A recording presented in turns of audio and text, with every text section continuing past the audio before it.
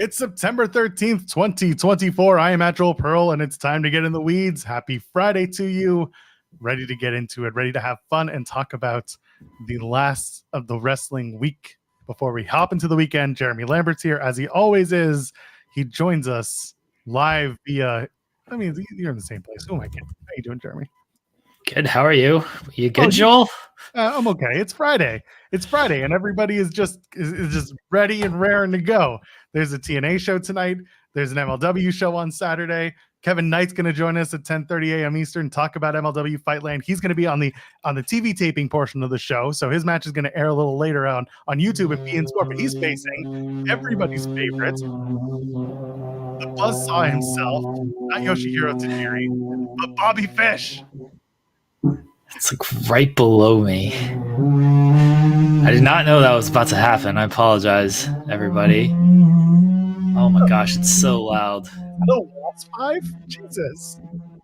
Oh, it's interfering so much. Oh, this isn't good. Nothing bad can come of this. Oh, but Kevin's going to join us 10:30 a.m. Eastern. Who knows? Maybe the construction will be a good conversation fodder. Maybe Kevin, Josh Alexander, for example, worked in construction for years. Maybe Kevin Knight did too, and he's going to talk about something related to what's going on at Jeremy's house. Oh, sorry, buddy. That sucks. We got lots and lots to talk about. We got AEW Dynamite stuff to talk about. We've got stuff coming out of rumor mills. We'll talk a little bit about the rumor mills. But I don't think we're going to be talking about any star ratings anytime soon. Jeremy, are you still dealing with the buzzing bees and the bees and the gods? Yeah, I don't know if that's really going to stop. I don't know if I might need to ask him, hey, can you work on the other side for the next 2 hours and not this side? Maybe it'll go over there. It won't sound quite as bad because it's like right below me and it's not great. Sorry, everyone. That's the best. Oh my goodness. Yeah, there's plenty going on. Listen, this is just what happens. You got Cody and Solo kicking off SmackDown tonight. They're gonna be ripping down the house. Maybe they'll come to your house and rip it down too if you're lucky. Oh my gosh.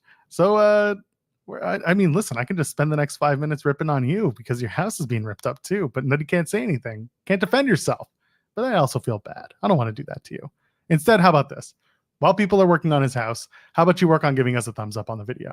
Maybe the fireworks can come. Those are silent fireworks. Kaboom. There they are. Anyway, we'll just cut that off prematurely. And then you can also subscribe to us here at youtube.com/FightfulOverbooked or go to FightfulOverbooked.com. Goes to the same place. While you're at it, you can donate to Super Chat. Any amount, get your question or statement read on the air. If you missed the spotlight on the main channel yesterday, because Jeremy can't give you the news since he's going through a buzzing bee phase right now, the spotlight, the show that typically airs on Thursday mornings on the main channel, is actually moving here over to Overbooked. So if you haven't already, get ready for that.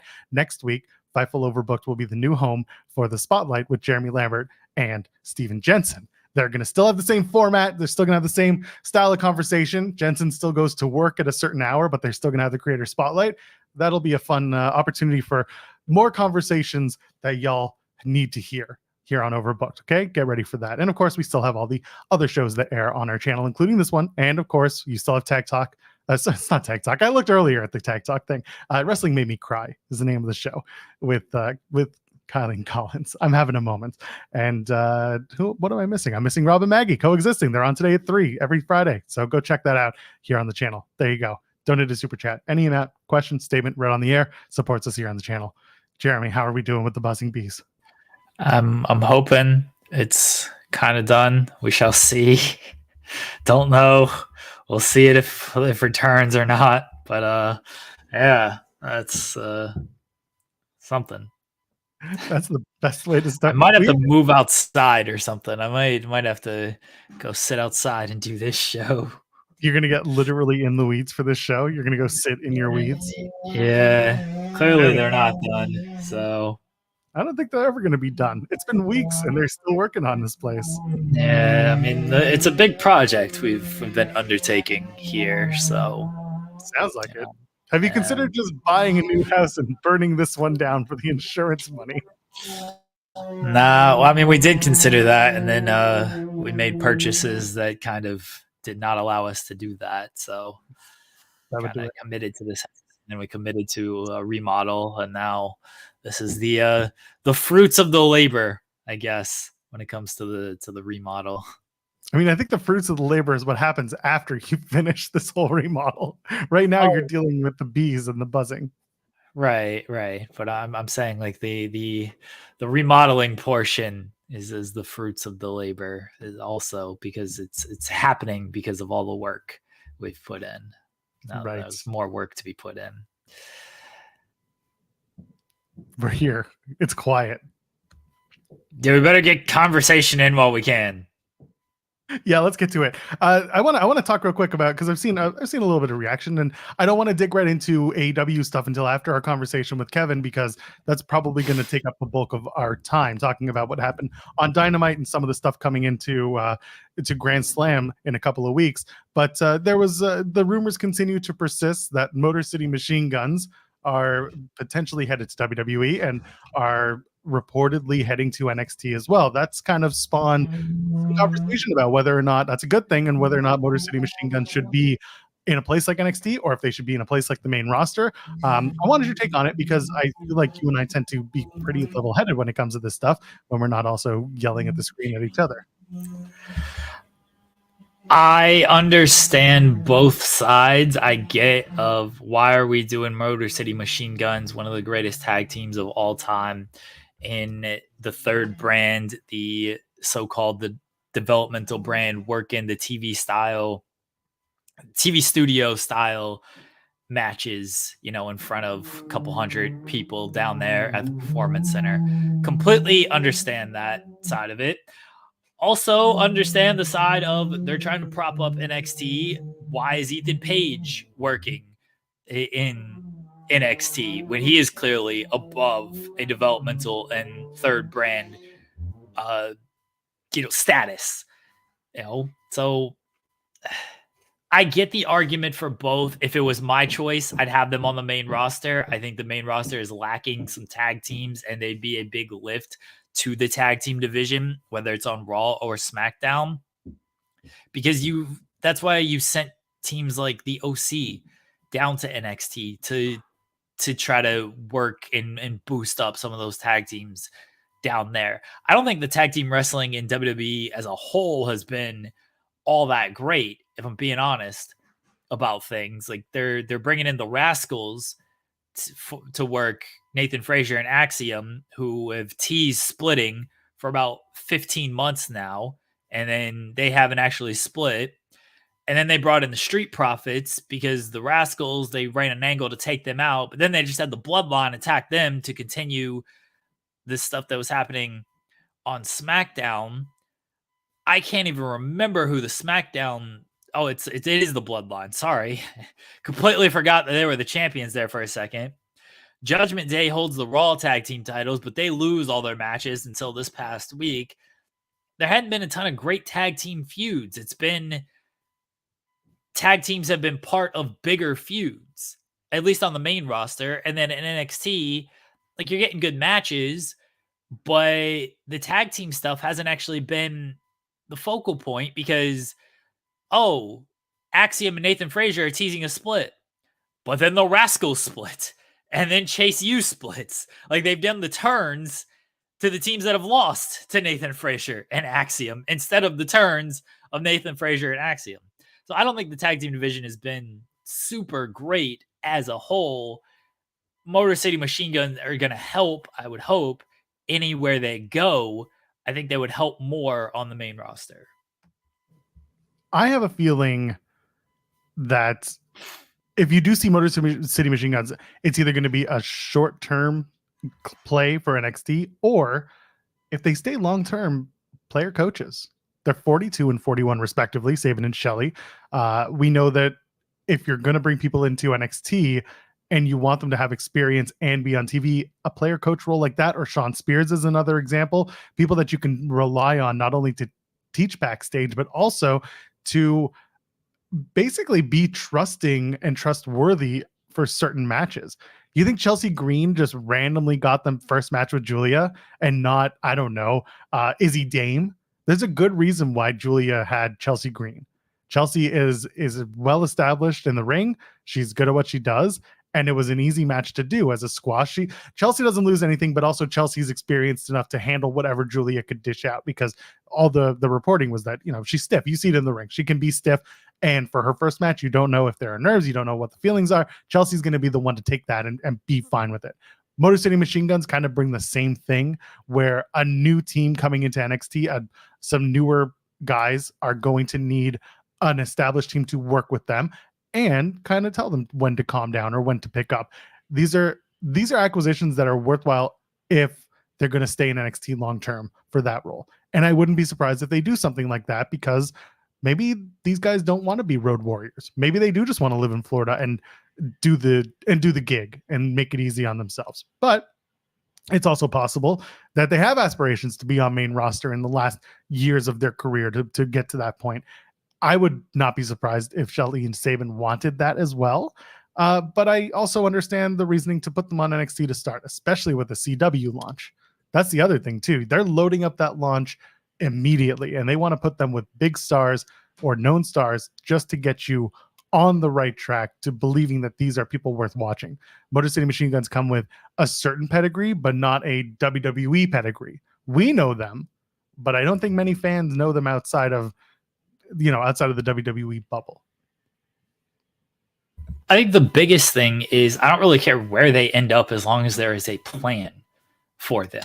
I don't want them to go to Raw or SmackDown and then they're there and they have a cool opening match and then we don't see them for 3 weeks. Like that doesn't do anybody any favors. I'd say the same thing about NXT. If they're going to go to NXT, I hope there's a plan. I assume if they're going to go to NXT, there is a plan. They should face Fraxium and then immediately split up.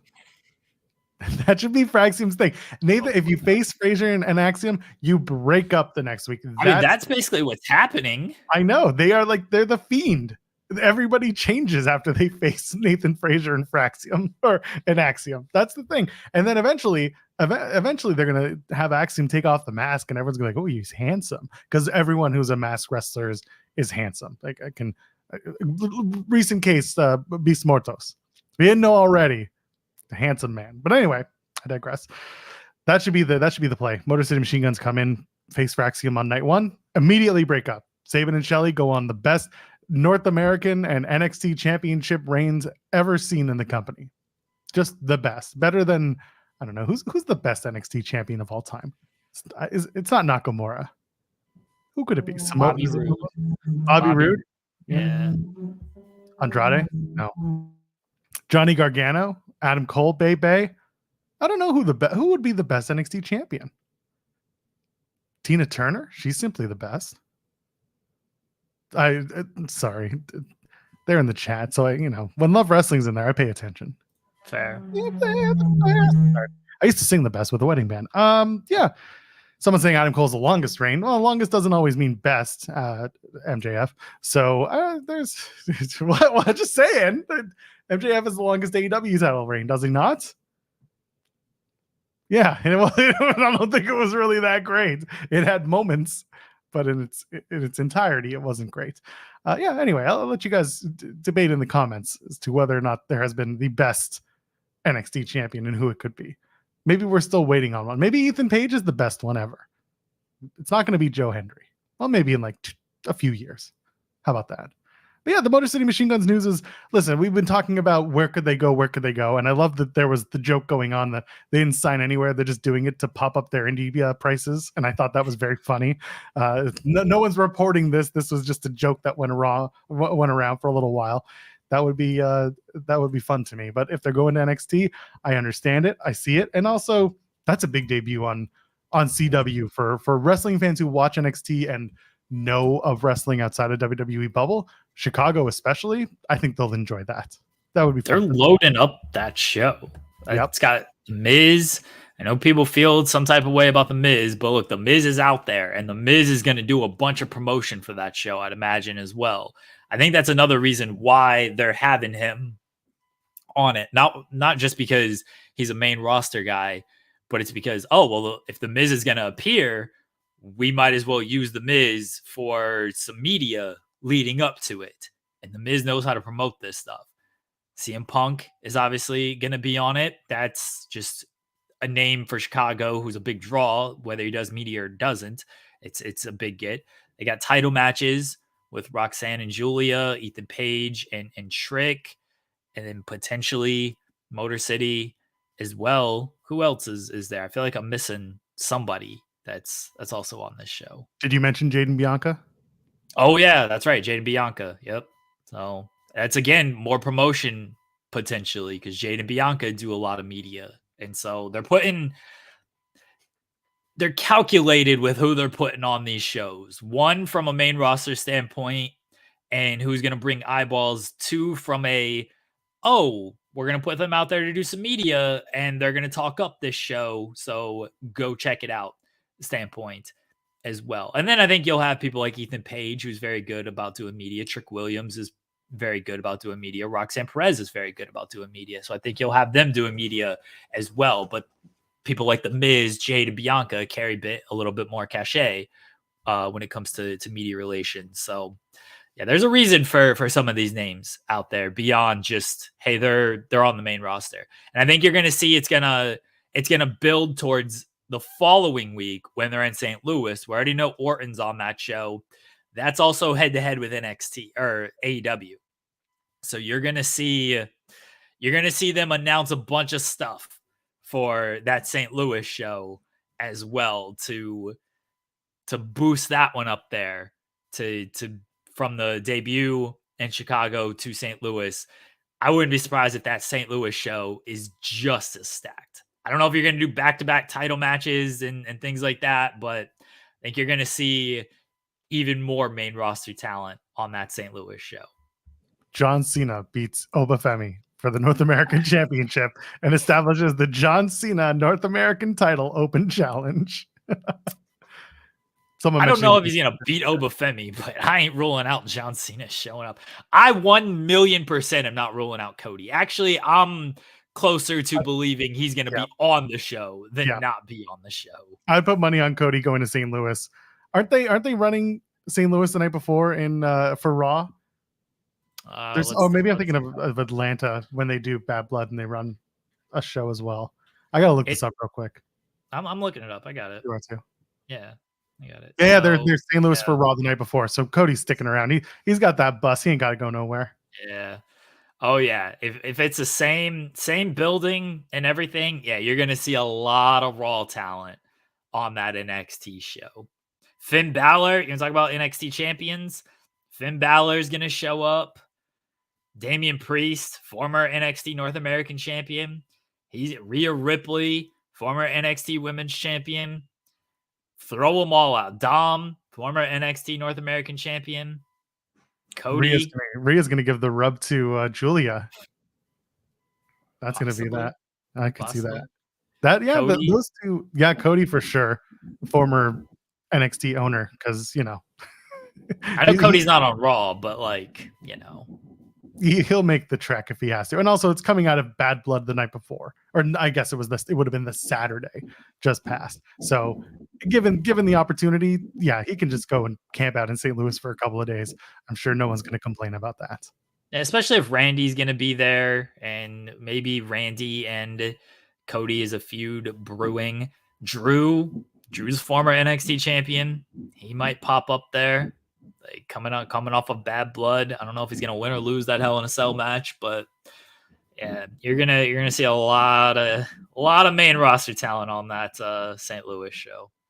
Feels to me like they'll load up the Chicago show with a bunch of stuff, and while they'll load up St. Louis, that might be the beginning of the build towards Halloween Havoc, because Halloween Havoc is a few weeks later on the 27th in Hershey. So there's a couple of weeks in between, but you can start the build, start the big like title match build for Halloween Havoc. Those are two big shows, and again, then things will settle. That's just the way it goes. They want big numbers for the first 2 weeks, as they should, and then it's the same thing with SmackDown debuting on USA. They want a huge number, so what are they doing? They're opening with Cody and Solo in a cage match tonight. That's a big opportunity to make a splash. And from there, everything will just kind of Oh, that's a good idea. You bring in Rhea Ripley, and Zeno, I was saying you introduce Delta because of the Aussie connection. That's not a bad idea. And then Nick gives a rub to Delta on her way in because people don't know. They just know of her existence, but they don't know who she is or what she brings to the table. So that's a good idea. I like it. Yeah, it's that's one possibility. They did a good number this past week. I don't pay too much attention to the ratings, but it was up against the debate, and did pretty strong against the debate. So good on them. Hell of a debate too. Sure. They're eating the dice. Sorry, I've been watching enough. I'm good. What else from? I don't want to get too far into AEW territory because Kevin Knight's going to be joining us in about 5 minutes. But what else from the last couple of days should we be catching up on? TNA has Turning Point tonight.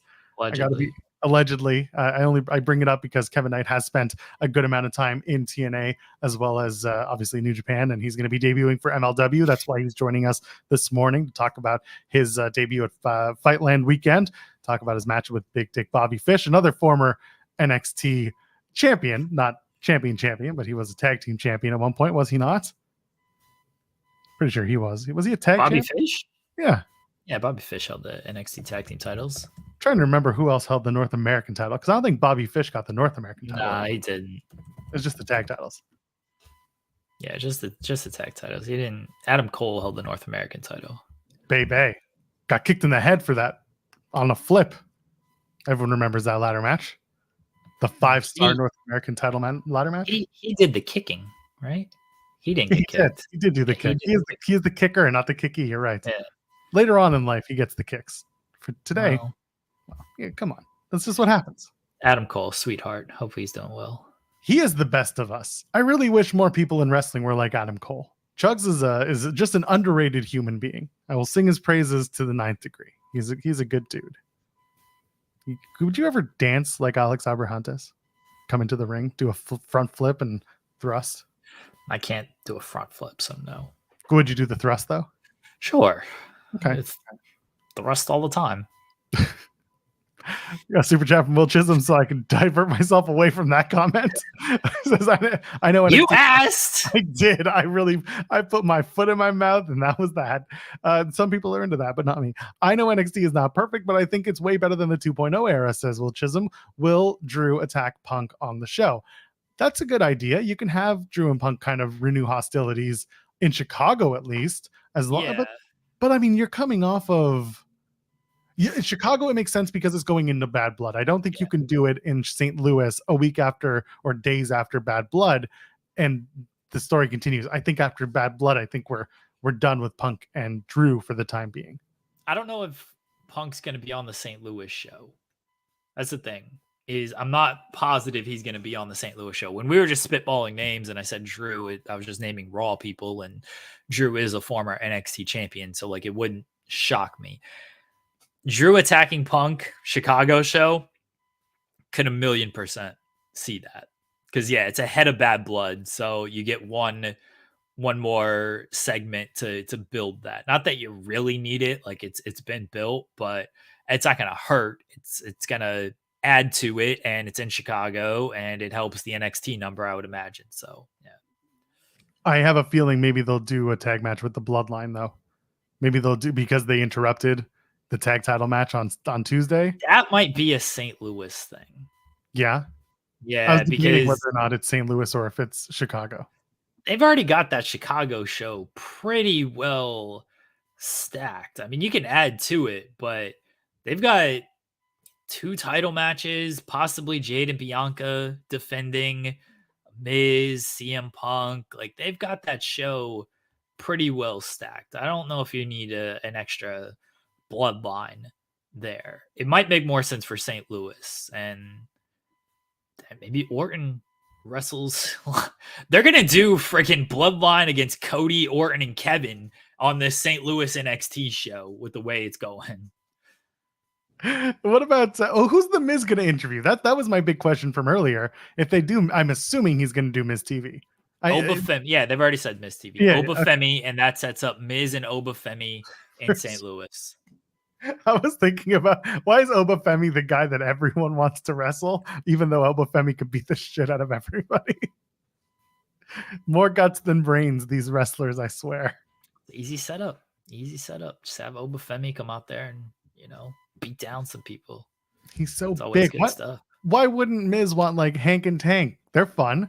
Miz loves to rub shoulders with Hollywood celebrities, and one of them looks like Seth Rogen. He's a laugh away. He's a away from sounding like Seth Rogen and looking like Seth Rogen. Call him Hank Rogen. I don't know. That doesn't scream money segment. You got to get someone over. No offense to Hank and Tank. They are who they are. Like, they're fine, but you gotta get somebody over in that segment. Tony D'Angelo would be fun. Remember when Hank was a janitor in NXT? No. Remember 2.0? I mean, vaguely. Just going back to the super chat, this is a better era than 2.0. 2.0 was high school. I've mentioned this a billion times back then.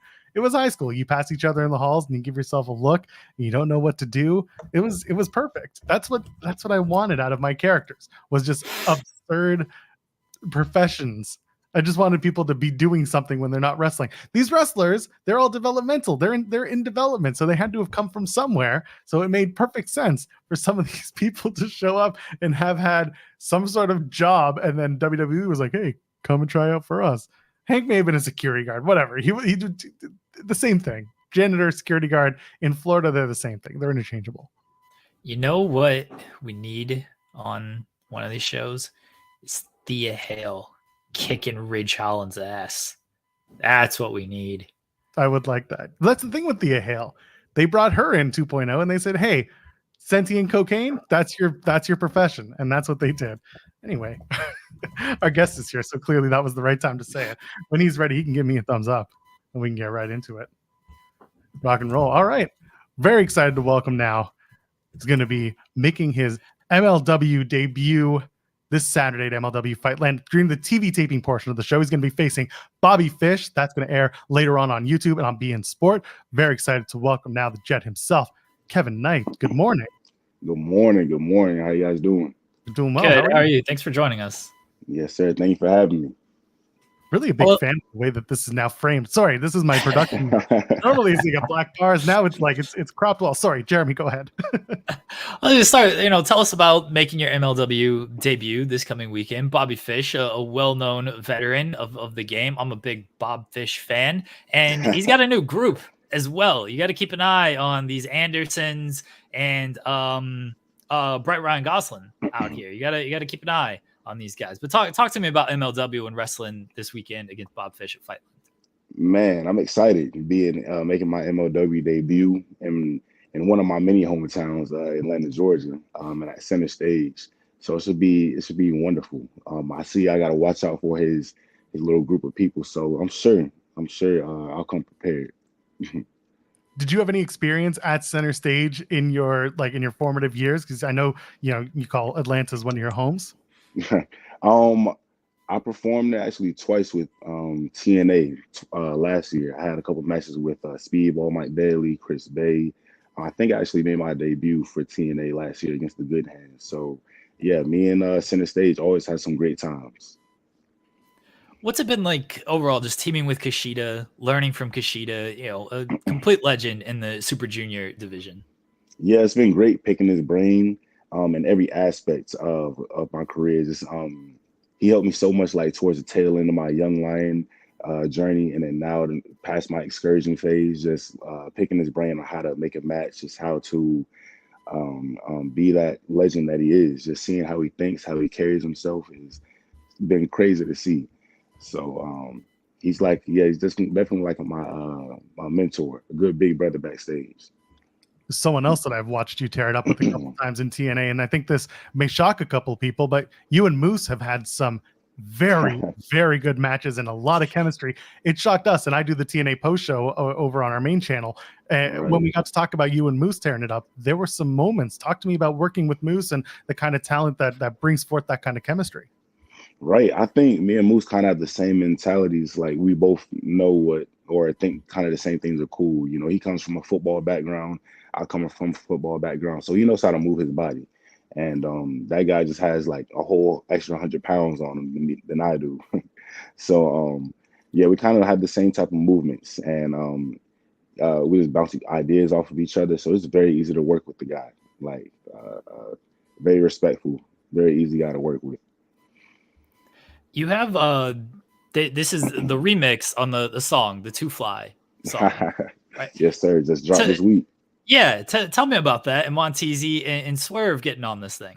Man, so TZ randomly hit me up early last year about doing a theme song, and I was like, okay.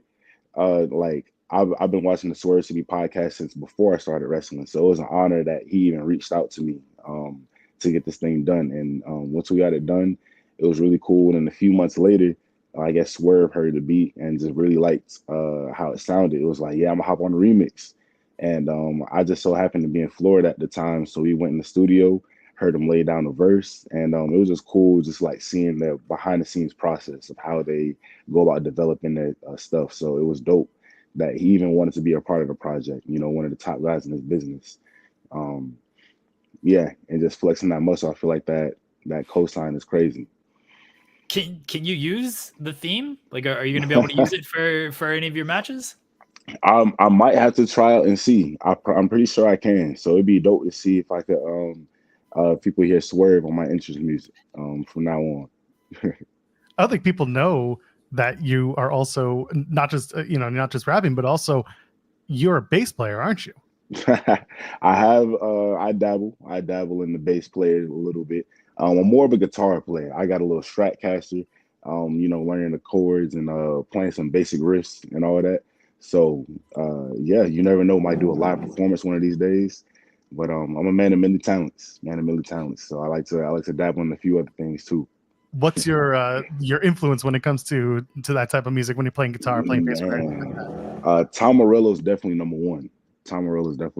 I love his guitar style, and just how creative and how different he is. Of course, Jimi Hendrix is so dope. Eric Clapton is nice. So many people, so many influences in that realm. It's like it's a whole different world. Slash, Red Hot Chili Peppers. So it's so many people. I noticed you also give a shout out to Trick Williams and his diss track on Pete Dunne as well. What do you make of wrestling diss tracks? Because Joe Hendry will do some parodies where that's also a diss track. AJ Francis will diss people. Now you got Trick dropping diss tracks. Like, where do you stand on these things? I think it's so realistic. Like if you really don't like somebody, you put it in a diss track. You lay it down, put some bars down. I think it shows just your artistry, your creativity. You're not just a brawler. Like you got some different ways you can pick your opponent apart, really get in their head. Like you got the whole crowd saying you a butch now. You know what I mean? He said they're the same age and they look 40, or he looks 40. So it's just like, man, that stings. Not even different ways to attack your opponent inside and outside the ring. I think it's super fire. Joe Hendry, he knows how to get in people's heads and create a hit like that. So the fact that people are able to connect in that type of way, it's like a whole new generation of just getting roasted on the mic. So it's not even mic skills, it's just creativity overall. It's so dope, so fire. Well, now I gotta ask where you stand on the Kendrick and Drake beef. Man, I love both artists, and Drake has a huge catalog. But I just think, just in the way that everything went down, Kendrick definitely has the momentum. He definitely got the W out the whole beef. And I think it's just his time to shine. It's his time to shine. And I think Drake will be okay. Like he has the catalog and everything to bounce back from it. But right now it's not his time to be putting out stuff. I feel like he's got to cool off, lay low, and let the time pass. But yeah, Kendrick definitely got him. Did you hear the new Kendrick song, where the party dies? I previewed it. I listened to it once. Again, that man went off. So it's like he just put a nail in the coffin at this point. We're talking about diss tracks. You got Bobby Fish.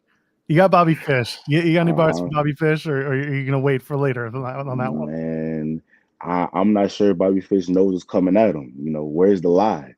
We got to look for the lie.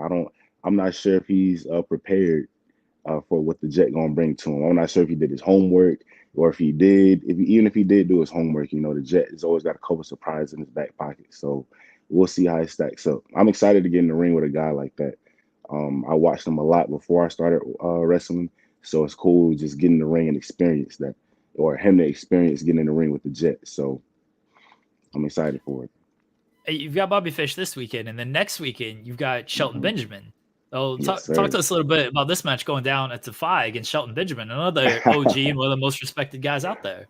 Man, for sure. He's a guy I definitely looked up to growing up wise, and just seeing how he changed the game. Just his style is so crazy. Like he's like up there with Brock Lesnar in my opinion, like athletically, ability wise.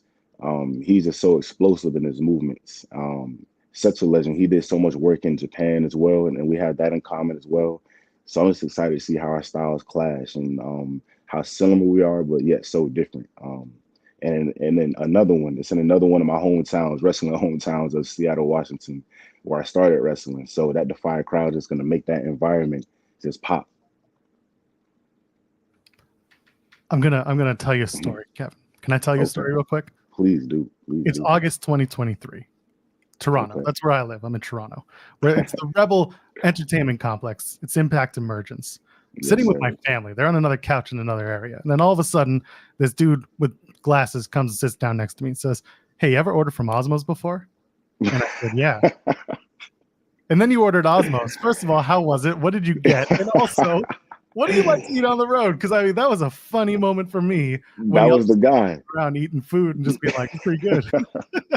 Yo, first of all, much appreciated for the recommendation. Much appreciated for the recommendation. Osmos was fire. I think I got the poutine fries maybe that time around. That was my first time having it. And to answer your question, anytime I'm on the road, I like to eat whatever is the local popularity thing. Like that's why I asked somebody that's from there, what do you think about this place? Because I always want to try what the locals eat. Like when I'm in DC, I want the mambo sauce and the wings that they got. When I'm in LA, I want the tacos. You know, when I'm in Canada, I definitely want to try everything that you guys eat. So I had to get the poutine. And I heard about the place. What's it called? Osmos.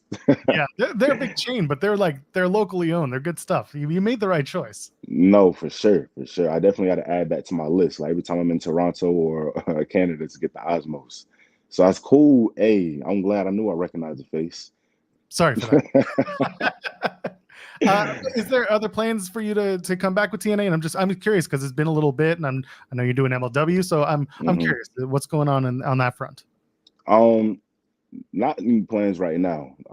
Just keeping moving things forward with New Japan, and just excited for keeping it moving forward with MLW. TNA is a great place to work, great locker room. The management team is amazing. Like I learned so much every time I did TNA. It's so different from a New Japan, which I've been with for almost 4 years now. So it's cool just seeing the American side of things and how things get done on that side. So it's dope. It's dope. When it comes to Best of Super Juniors, you've done it a couple times now, and Yes, you've also done Super Junior Tag League. I'm always very curious about sort of the preparation that goes into a tournament like that, because you're wrestling basically every night or every other night in pretty long matches, and then you've got to continue to switch it up against these different opponents. So what is like the preparation, and what'd you learn from doing it from last year and then going back into it this year? Man, the preparation is, man, you got to be as ready as you can mentally, physically, because like you said, you are wrestling every night, especially last year's Super Junior 30. We were literally wrestling like almost every day until the end of the tour. We had maybe 1 or 2 days off. And then in between those shows, you have like a 5-6 hour bus ride. So your body never really gets to fully rest. You know what I mean? So it's really just about, it's a war of attrition. You have to just stay in the weight room, stay in the trainer's room, and you just know it's going to be a tough battle. Come with a couple ideas that you have for the next few opponents, and just make it work. And learning from the first Super Juniors to the one I just did this year is just, man, having more of an identity of who I am, singles wise. Tag wise, I work a lot with Kushida, so I get to pick his brain and stuff. But from last year to this year, I feel like I learned who I was as a performer, and just getting more confident in myself. You know what I mean? And making that connection with the Japanese crowd. But yeah, it's always been a learning experience. So I feel like I learned more about myself than anything. So before we let you go, we like to play a game on the channel. It's called Partner promo, or punch in the face. It's also been called a great road game by other wrestlers. So go ahead and take that Partner, promo, and punch in the face. I'm going to give you 3 names that you're familiar with. You're going to pick which one you want to have a promo with in the ring on the microphone, which one you want to partner with in a tag team match, and which one you want to punch in the face, go one-on-one with. Are you ready for this? Okay. We're going to go with Shelton Benjamin, Bobby Fish, and Moose, people that you're quite familiar with and we've talked about today on the show. So let's talk about it, Kevin. Partner, promo, punch in the face. I'm gonna start with the partner. I need Shelton on my side. I feel like we would be a great team, a dominant force, the gold standard with Two Fly. Just that whole dynamic, I think would work. Punching in the face, I definitely had to give Bobby a shot in the mouth. I feel like that's his style anyway. Not too much really to talk about with Bobby, so we just gotta get straight to the action. And obviously I lead the promo battle with Moose. So I feel like I will cook him. So anytime, he got me in a match a couple of times, but we never had that opportunity for me to really talk to him and get in his grill. So I definitely want that opportunity to get a promo with him. Well, if you want to watch Kevin Knight punch Bobby Fish in the face, and you're in Atlanta this weekend, you can head over to MLW Fightland. The show's on Saturday. The TV taping is where you're going to see the match between Kevin Knight and Bobby Fish. That's going to air later on YouTube and be in Sport. Kevin, before we let you go, I want you to plug whatever you need to plug before we get you out of here. Man, shout out to you guys for having me on the show. My name is Kevin Knight, the Jet, and you can follow me on Instagram and X, Twitter at Jet2Fly with 2 Y's. So yeah, just hit me up. And yeah, thank you guys for having me. This is dope. Thank you for joining us. Yeah, we appreciate it. Good luck this weekend. Yeah. Thank you. There you go. The Jet, Kevin Knight. Take care. Well, there we go. I never know who's going to take themselves off, or who's like, am I going to do it? Are they going to do it? It all worked out. It's all good. Thanks again to Kevin Knight and MLW for having him on. This was a great opportunity to not only chat with him, but also kind of, let people get their eyes on Kevin Knight and understand what kind of a performer he is, because he's real good, man. I'm dead serious. When I got to watch him do TNA and of course stuff he's been doing in New Japan, he's very well worth your eyes. Go check him out.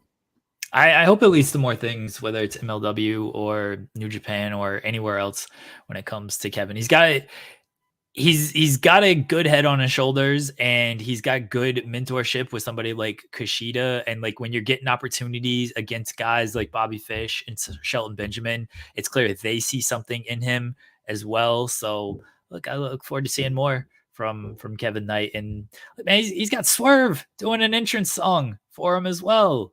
Look at this. That's wild, by the way. I think I had heard about it, but I had forgotten. So you bringing that up, that's good stuff, man. That's opportunity. I like it. It'll be fun this weekend with MLW, another wrestling show, more wrestling. We're going to talk about AEW. Can I say something mean about AEW? I love it when you say mean things. It's what people expect from the show. Noted AEW hater Jeremy Lambert. It's nice. Okay. Yeah, that's right. I turned it around. So I'm going to pull up this picture here in a second. Okay. What? Seems bad. Yeah, I gotta like load it up and everything. So AEW was they taped Collision last night, for those that don't know. I'm not going to give out like too many spoilers because I don't want to spoil the show for people, but I'm going to show you this graphic for the advertisement that they gave when they put tickets on sale. It was in Dayton, Ohio. It was a few hours away from me. I've been to the show at Nutter Center. Actually, one of the best dynamites. This was the Samoa Joe Darby Allin, where Darby won the title. It was Bryan Danielson and Timothy Thatcher. It was Moxley against Hangman. I went to a really, really good dynamite here in Dayton, Ohio a few years ago at the Nutter Center is where it's at. So they taped Collision last night at this place. Here is the advertising graphic for, hey, come to AEW Collision, buy your tickets now. Good lineup, right? Yeah. Hangman Page, John Moxley, Bryan Danielson, Chris Jericho, Willow, Thunder Rosa, FTR, Pac. It's like, wow, let's go and see these great AEW stars. Thursday, September 12th, AEW Collision. Look at that. Look at that TR. Look at her doing that action shot. That's different. How many people on this graphic do you think wrestled on this show last night? 1. Technically 2. Technically. FTR. FTR and Grizzled Young Veterans. That's an advertised match. I'm not spoiling anything. That's who wrestled on this show. I don't know if the rest maybe appear via video package. I don't know if they did some in-ring segment with them. They didn't wrestle, though. And if they did a video package, like, you're not really seeing them in that regard. It feels a little disingenuous to advertise these top people to get people to come to your show, and then you give them nearly none of them. You give them FTR, which is fine. There's nothing wrong with FTR. But if you're advertising Jon Moxley in Ohio, mind you, Jon Moxley, Bryan Danielson, Hangman Page, Chris Jericho, and I don't get any of those 4. I don't get Willow. I don't get Thunder Rosa. I don't know if I'm coming back next time. I'm especially surprised that Mox wasn't there in some capacity for the reasons you just pointed out. Like, he's hometown. He's the kind of guy who would be there. I get it. He's kind of in a 1A storyline on AEW Dynamite. I mean, maybe that's more of a reason for him to be there, but all that notwithstanding, he should be on a show like that in his home state. It is weird. We talked about this, you and I, about the promotional material and how it could look better, and how, at least if you know who's going to be on the show ahead of time in the promotional stuff, it will encourage you to go. But if you bait and switch like that, and it does feel like a bait and switch because you just have names on a page, but none of them are actually coming. I understand the card's subject to change, pal, but that is a card that hasn't been established yet. So to put all those names up there, you would at least want to try and look at the paper and be like, all right, who's on this page? We should probably give you at least 50%. At least 50%. There was a time when WWE would say, we're going to have dark matches after the TV tapings. And for a long stretch, they weren't doing them, or they were just changing them completely. So whatever was advertised locally was not what you ended up getting after like an episode of SmackDown taped in your city. They only announced 2 matches ahead of the show. Like, if you didn't know anything going into it, you knew FTR and Grizzled Young Veterans. And then yesterday at like 4:00, they announced Serena Deeb and Yuka Sakazaki. So if you bought tickets, you knew 2 matches that were going to happen when you arrived at the arena. Otherwise, you're going into this completely blind. And maybe you're hoping and thinking, oh, well, I'll get Jon Moxley or Bryan Danielson or Hangman Page because they're on the promotional material for this. And then they weren't there. When ticket sales are what they are, you gotta fix stuff like this. You gotta just be better about stuff like this. It'd be one thing if they were moving tickets like hotcakes and the AEW brand was strong, and it's like, you don't really need to do anything because like the AEW name alone is selling well enough, and like they've built up the goodwill with the fans, and it's gonna be fine. They don't right now, especially with Collision. Dynamite, you can get away with it a little bit, even though the ticket sales aren't great for Dynamite. But Dynamite, that's the A show. Collision, you got to do a little bit more to bring the fans into these shows, because there's a reason why. There's a reason why ticket sales are down in some of these markets. And it's not just because, the product is bad. Because I think the product, for the most part, is good. But there's other factors working here that are messing with things. I see in the chat Jason mentioning the Ottawa Collision tapings in April. I was there. They didn't start listing matches until 4 p.m. the day before. I remember the big draw was that Adam Copeland was going to be there, and it was his first appearance in AEW in Canada, because Toronto was later, right? Toronto was after. Regardless, it was like, come see Adam Copeland, and he did the big promo going into the pay-per-view match it was before Toronto, because they were going into Toronto for Dynamite for the TNT title match with Christian Cage. So that was the big thing where he introduced the spike. regardless, that was the big draw for Ottawa. And also Kyle O'Reilly, I think his first or second match back, that was a thing. So yeah, there wasn't much promotion for Ottawa, and as a result, there wasn't much there either. And they waited until the very end of the night when they were taping ROH to bring out Evil Uno, who is a local Ottawa guy. He is from Gatineau. Like I think we even talked about this on this show from my experience, where like Uno was beloved, and I got to do a great interview with him about Mystery Wrestling, which is the promotion that he runs out of Gatineau with like his friends and his students and local wrestling talent from that area of Ontario and Quebec. That could have been so much more than it was. And someone asking, does it feel like TK is giving up on Collision? I wouldn't say giving up, but the emphasis on promotional stuff is not there, and it should be. And maybe that's not Tony's job per se. That's someone who works with Tony to make sure that there is fluidity in terms of how they promote, what they promote, when they release card details. I don't think Tony's like sitting on a plane on Friday if Collision's on Saturday and saying that we're going to do this. I think he has things in his brain as to what he wants to do. He just doesn't get it out until later, or chooses till later to promote it, because he's very online, for better or for worse. Helpful with certain things, but it can be detrimental to others, such as getting a crowd to go and congregate for these bigger shows. On the other hand, they're going to go to Australia and they're going to, potentially sell out a giant stadium there. Grand Slam is building up to a point where people might be very interested in going to that show. There have been some changes made. We're going to talk about that very shortly. The All Out ended up having a lot more people show up, walk up on the day of, so they did well with tickets. There are certain things where it's like they prove you wrong, but they prove you wrong in a way that it shouldn't be okay to say this is what we're pointing to be okay with. So yeah, Collision at the Nutter Center, you'll watch it on Saturday if you watch the show, and you'll see there was stuff. If you look at the promotional stuff, you'll be like, oh, okay, what are we doing? I think more people need to see that and understand that you got to promote better. That gets people through the doors. I think the on-screen product is largely good.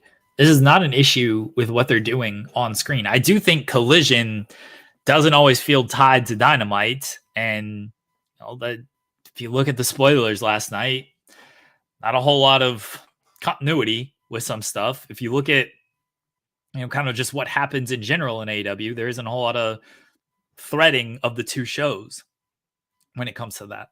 But it's a larger issue in the terms of the promotion of this kind of stuff, because it feels like you're pushing fans away when you do things like this. So I'm looking at WrestleTix, and WrestleTix, who said they have the Collision numbers. Current setup was for about 3,200, and the tickets distributed were actually about 2,944. And it says plus 1,284 in the last week. And then there is a note that says the pattern of random full rows suggests they comp tickets in those camera visible sections. Collision doesn't typically move this many tickets in a week, especially for a non-Saturday taping. We'll learn more from pictures. And there are pictures somebody has, and I don't know if there's quite 2,900 people in the building for this thing based on these pictures. You can't fully go. I'm not trying to Brandon Thurston count every single head that's there, but it doesn't look like there's 2,900 people in the building for this show based on these pictures. And it's rough. I want to see these people in the arenas watching the shows and enjoying themselves. When an arena is full of people engaged and enjoying the product, that's good. Not only for the business, that's fine, but also for watching at home. It makes things so much more entertaining for someone who wants to be immersed in the show. It's the same as sports. You're playing in an empty arena. No one's going to be as invested as they are watching a dome full of people cheering on their team. It's infectious, and I need more of that coming from AEW, and we're getting that now from other companies as well that are starting to expand.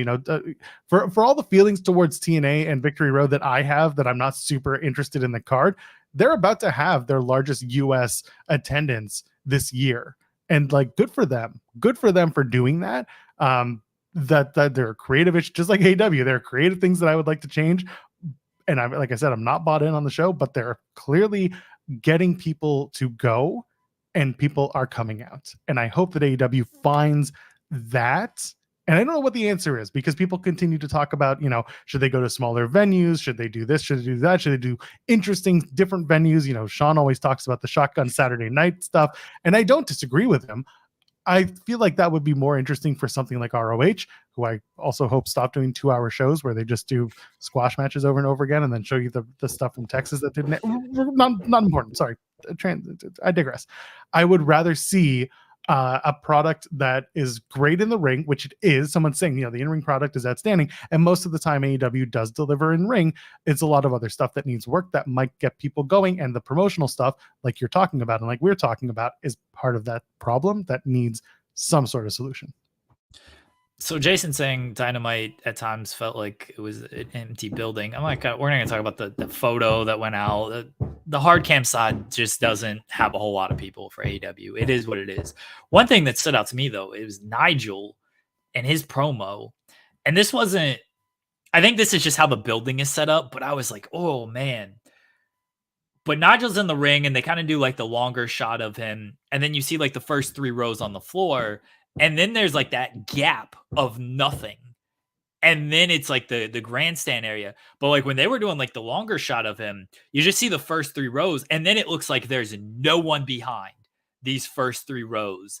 And I was like feeling bad for Nigel. And he's doing this like a good promo and a really good story that they're doing as far as the build up to Bryan and Nigel. And we can talk about, kind of the choices they've made with this and what it means. But if we're just focusing on Nigel and Bryan, the story is there when it comes to that. But I was like, oh, like the shot just doesn't look great.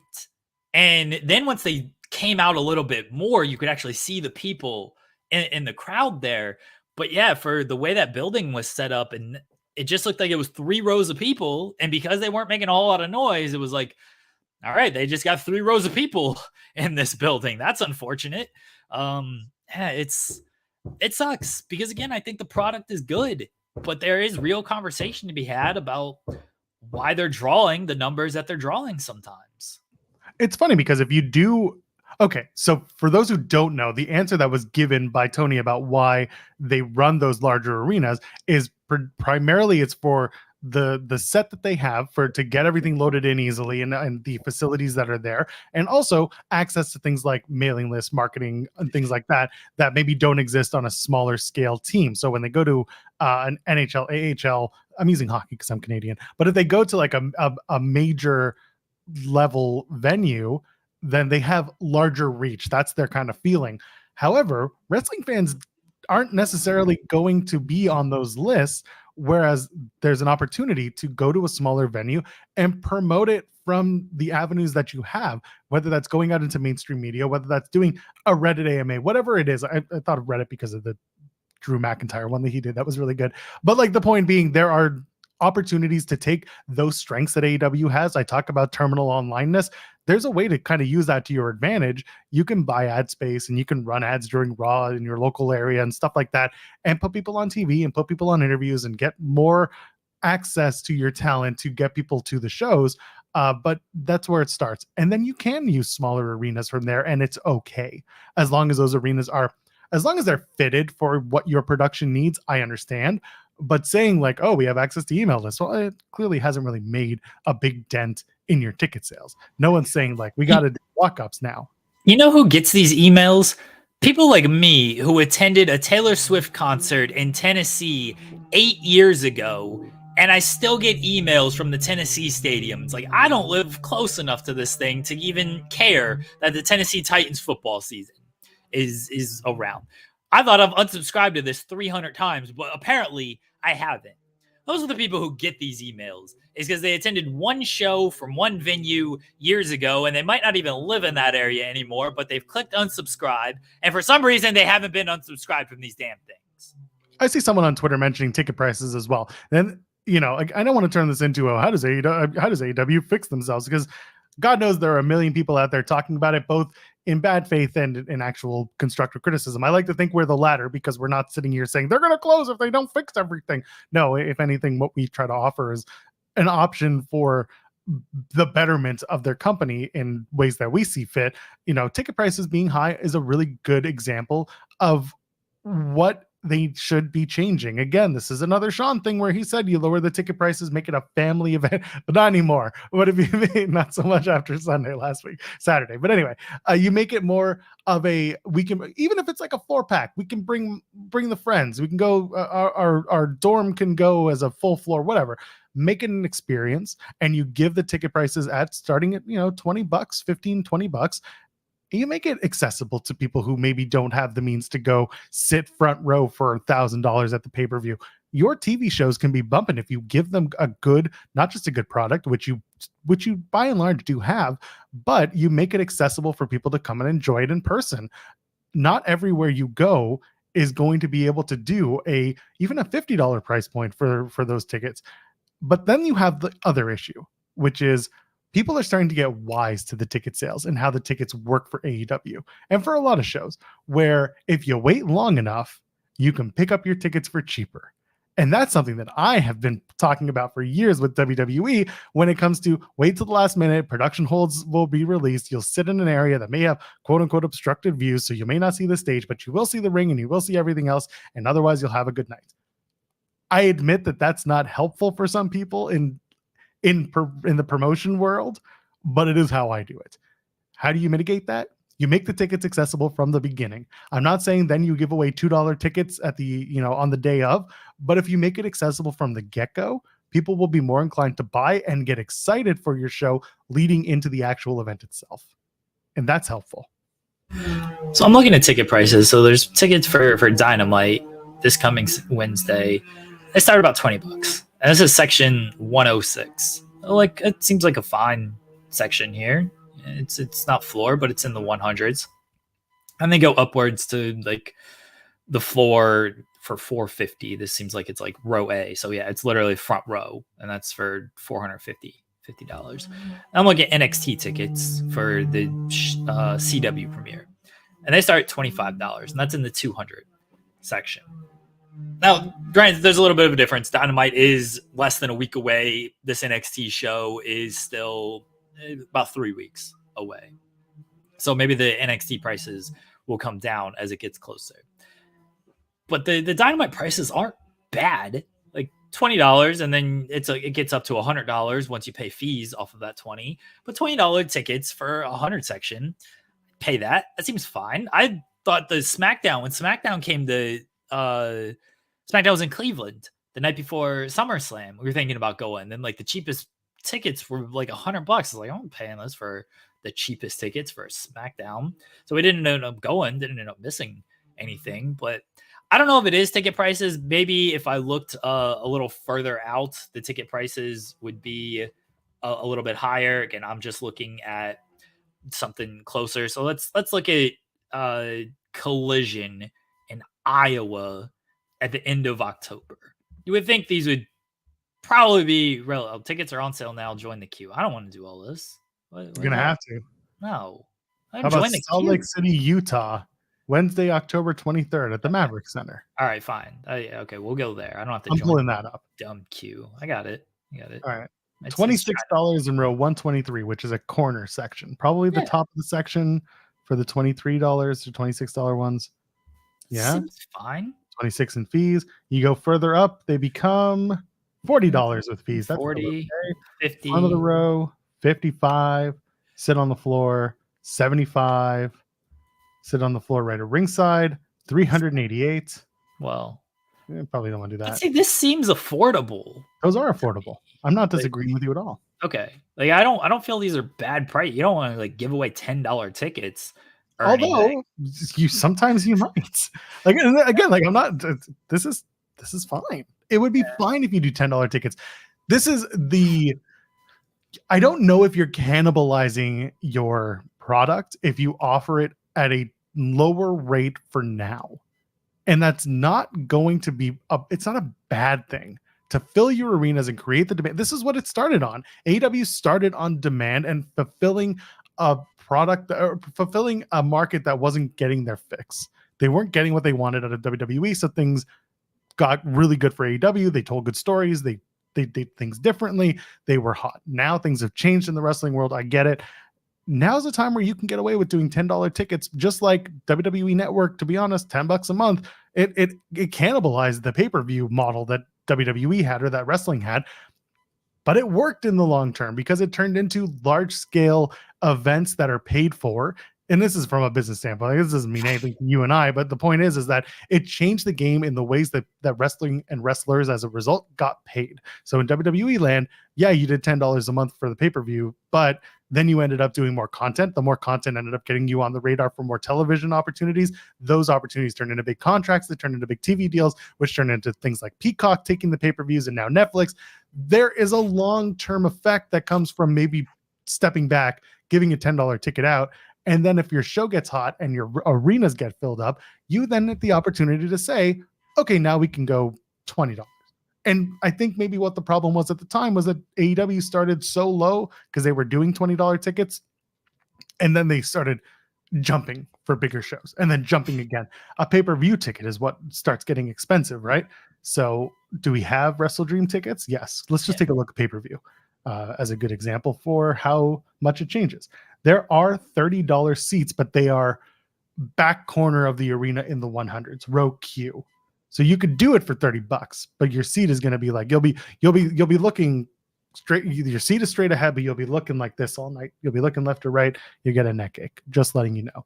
But if you want to sit on the floors, they start 81 at the back of the floors, 350 hard cam floors, $55 in 117, which is hard cam facing the ring. So like there are opportunities there. They'll probably do well with ticket sales, but you got to find it. To bring this all back around to the original point is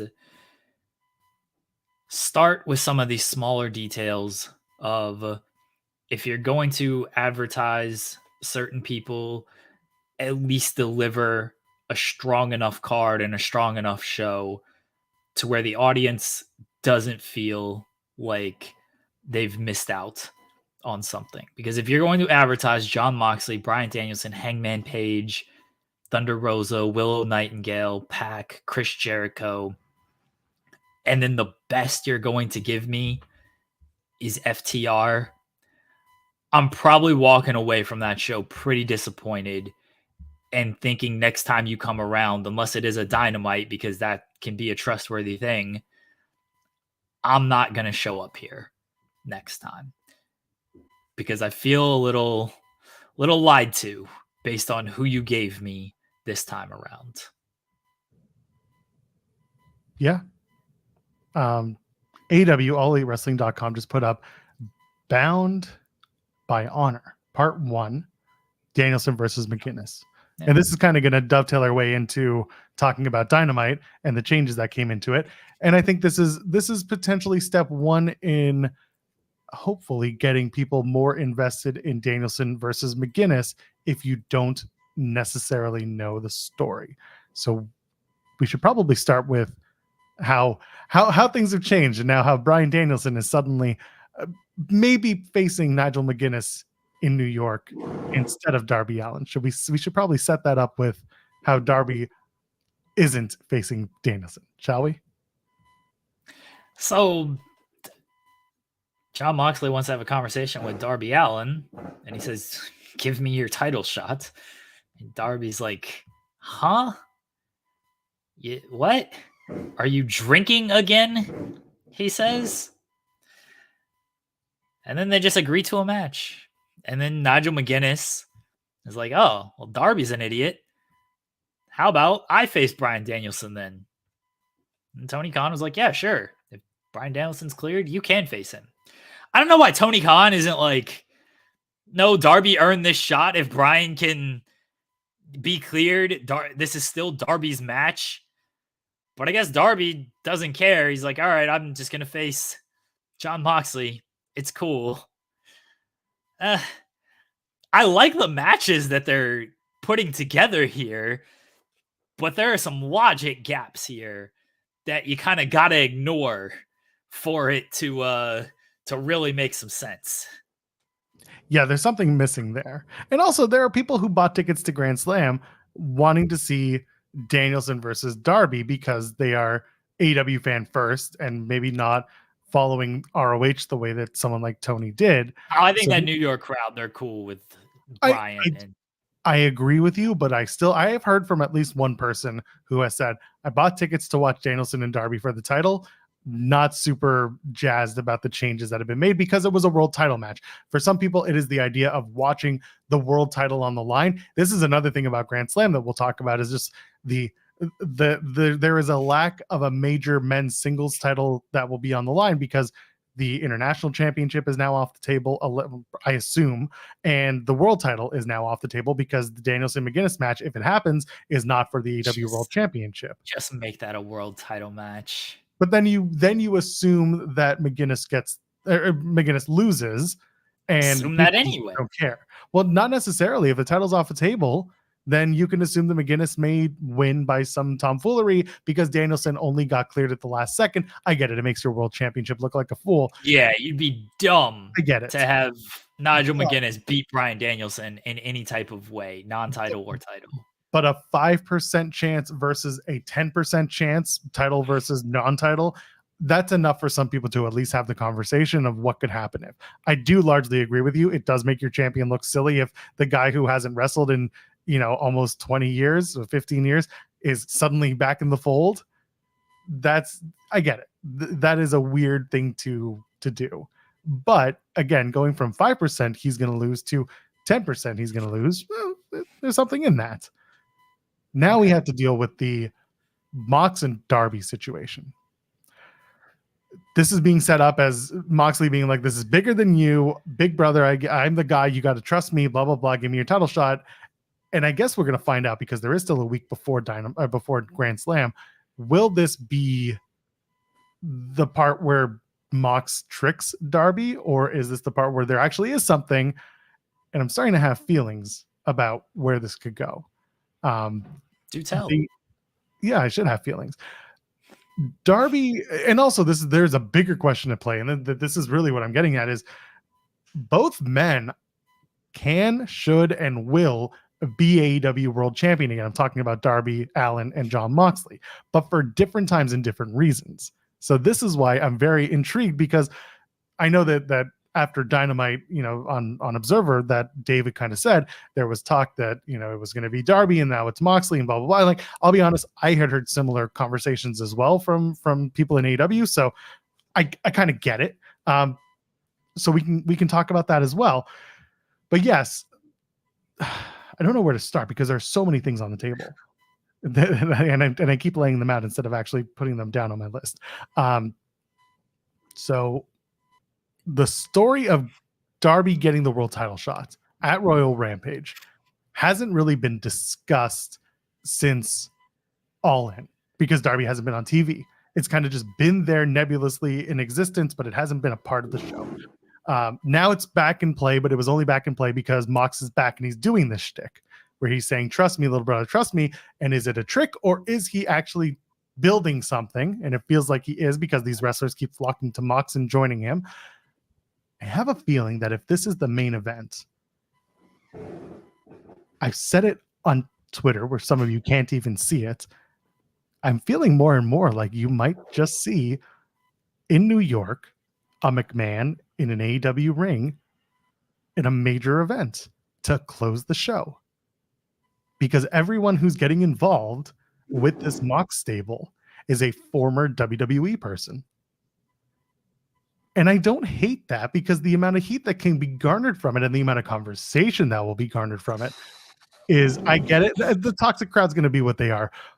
But I don't see it necessarily as a WWE crowd. I think it's just going to be a bunch of people with an axe to grind. These are going to be people who basically come in and say, I have an axe to grind and this is my company now because AEW became everything we came here for, but now it's changed. So we're going to take it back and bring it to its roots.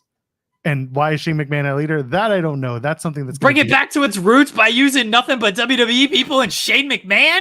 No, the idea is that all these WWE people jumped to AEW because it was different from WWE, which they left because WWE wasn't giving them professionally or wrestling wise what they wanted it to be. And they saw AEW as the opportunity to become that. And then when AEW became that, it was great, but then it's not anymore. So now they want to bring it back to what it was supposed to be when they came from WWE. Again, why does Shane McMahon run that ship? I do not know. Shane has an axe to grind himself because once upon his time, by the way, to Inside Baseball, that is the Tony Khan model right now, is Inside Baseball. So don't give me that. But Shane McMahon can be like, my daddy said I wouldn't get a pop ever again. Well, here I am getting a pop. I don't know if it works. I don't know what it does. Don't write it down. It's not a bad idea because he may be eating that piece of paper in 2 weeks. It could be Gang Wars. It could be Gang Wars. You can write it down, but I don't think I'm totally wrong. It could be Shane coming in and being like, I'm the consortium. I am the reason this is happening. I have the money. I did it. Darby should have the title shot. He should have won and just had the match, and that's it. That's a whole other conversation, by the way, the Darby and Mox, who wins the title thing. And there's reasons for both to be champion. Write it down. Go ahead. Put it in your little box. You'll be eating it in 2 weeks. Shane McMahon Gang Wars.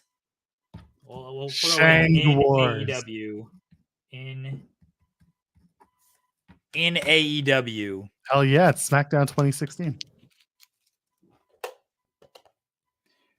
Trash. Recyclable.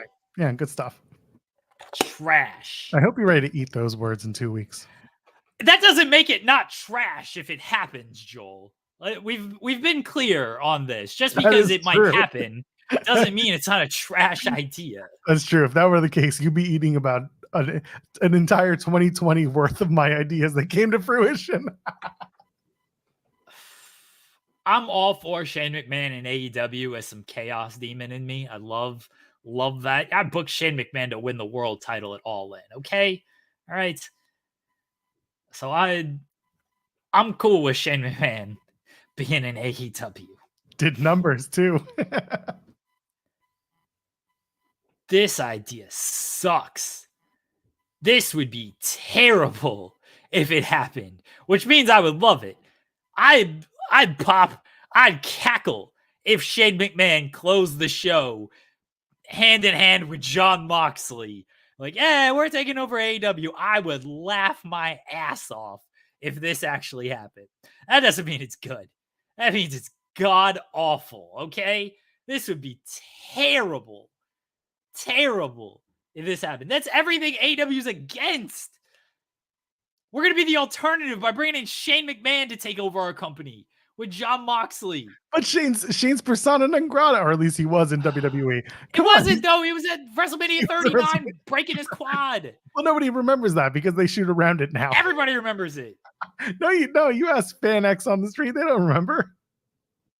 This sounds god awful. Yeah, I think Shane is the higher power. You're going to run off your fan base with this stuff. Like you're gonna. Will you though? Because this is the problem. At the end, yes. At the end, AEW has to win. And who is AEW? It's Danielson. It's Garcia. Well, it's not Garcia, but I'm looking at a photo of Daniel Garcia because something else.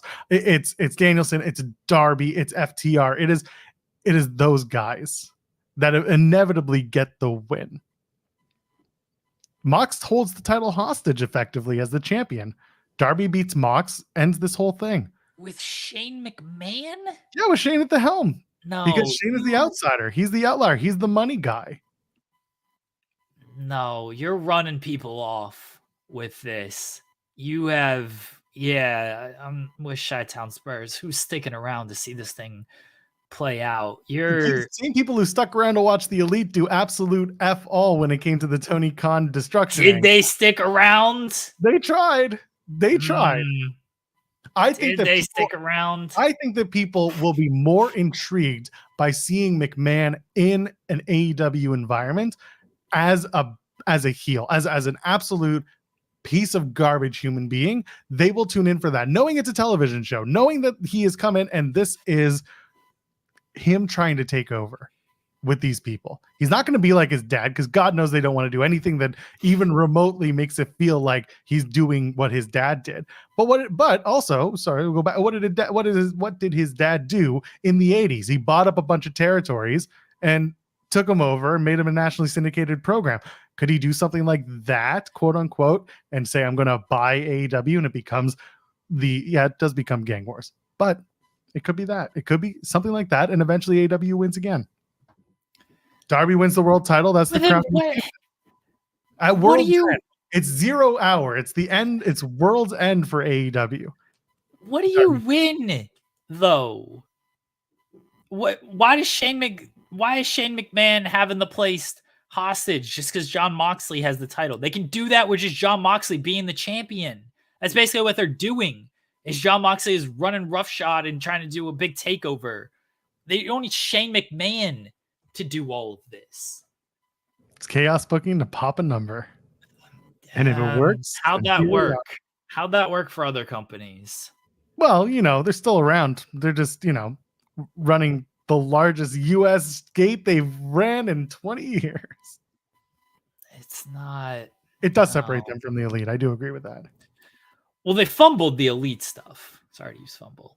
They haven't had a serious person do this story. And I know you talked about that with Jensen. This is the first potentially serious group of people who would be trying to take over AEW or try to gain control of AEW.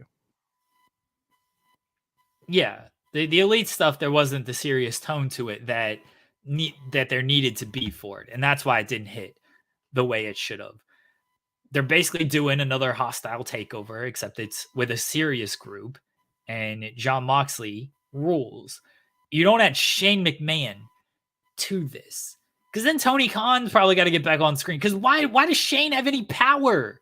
That's what annoys me about this whole introducing Tony Khan and the elite and who has power and who doesn't have power, is they can't make up their mind who actually does have power and what it actually means to this. When they just had it, Tony Khan is just basically being matchmaker and it was all cool behind the scenes. He wasn't appearing. Like, that stuff was fine. Once you introduce the elite and they're trying to do, we're EVPs, we have power. And then you introduce Tony Khan, who's an on-screen character. And then you attack him and lay him out. And then you introduce Christopher Daniels as, he has power via Tony Khan. Now you have people who are presented on screen to make these type of decisions. And then when they don't make these decisions, you get shit like, how come Nigel McGuinness can just get this match? How come Tony Khan doesn't come to Darby and be like, hey, if Bryan's cleared, you still get your title match? Instead, Darby's just like, yeah, I'll just face Jon Moxley. And Tony Khan just gives this match to Nigel. You would think Tony Khan would be like, actually, Darby did earn this match, so maybe I should consult with him, because Jon Moxley is just like, yeah, Bryan's not going to make it. And then we learn 2 segments later, Bryan might make it. Here's the graphic for Bryan to make it. It doesn't make any sense. And when you introduce people who have power on your television show with this, they're there to make sense of this stuff. I love Jon Moxley and Darby Allin. I'm looking forward to that match. I think it'll be very good. Bryan Danielson and Nigel McGuinness. I'm looking forward to that match. I think it'll be very good. But the ways they're getting there are loose ends and plot holes that I don't know if they care to cover up. After the fact, they might do it. Although I love the idea of Shane being like, I'm actually part of HBO and Max, and this is why I'm here. I am the network. He's going to Don Callis is going to sit back and be like, I remember when I was the network. They used to call me Cyrus the Virus. Good times. What's the point of CD as the GM? Don't worry, you'll find out on Saturday. Jack Perry's just going to, God.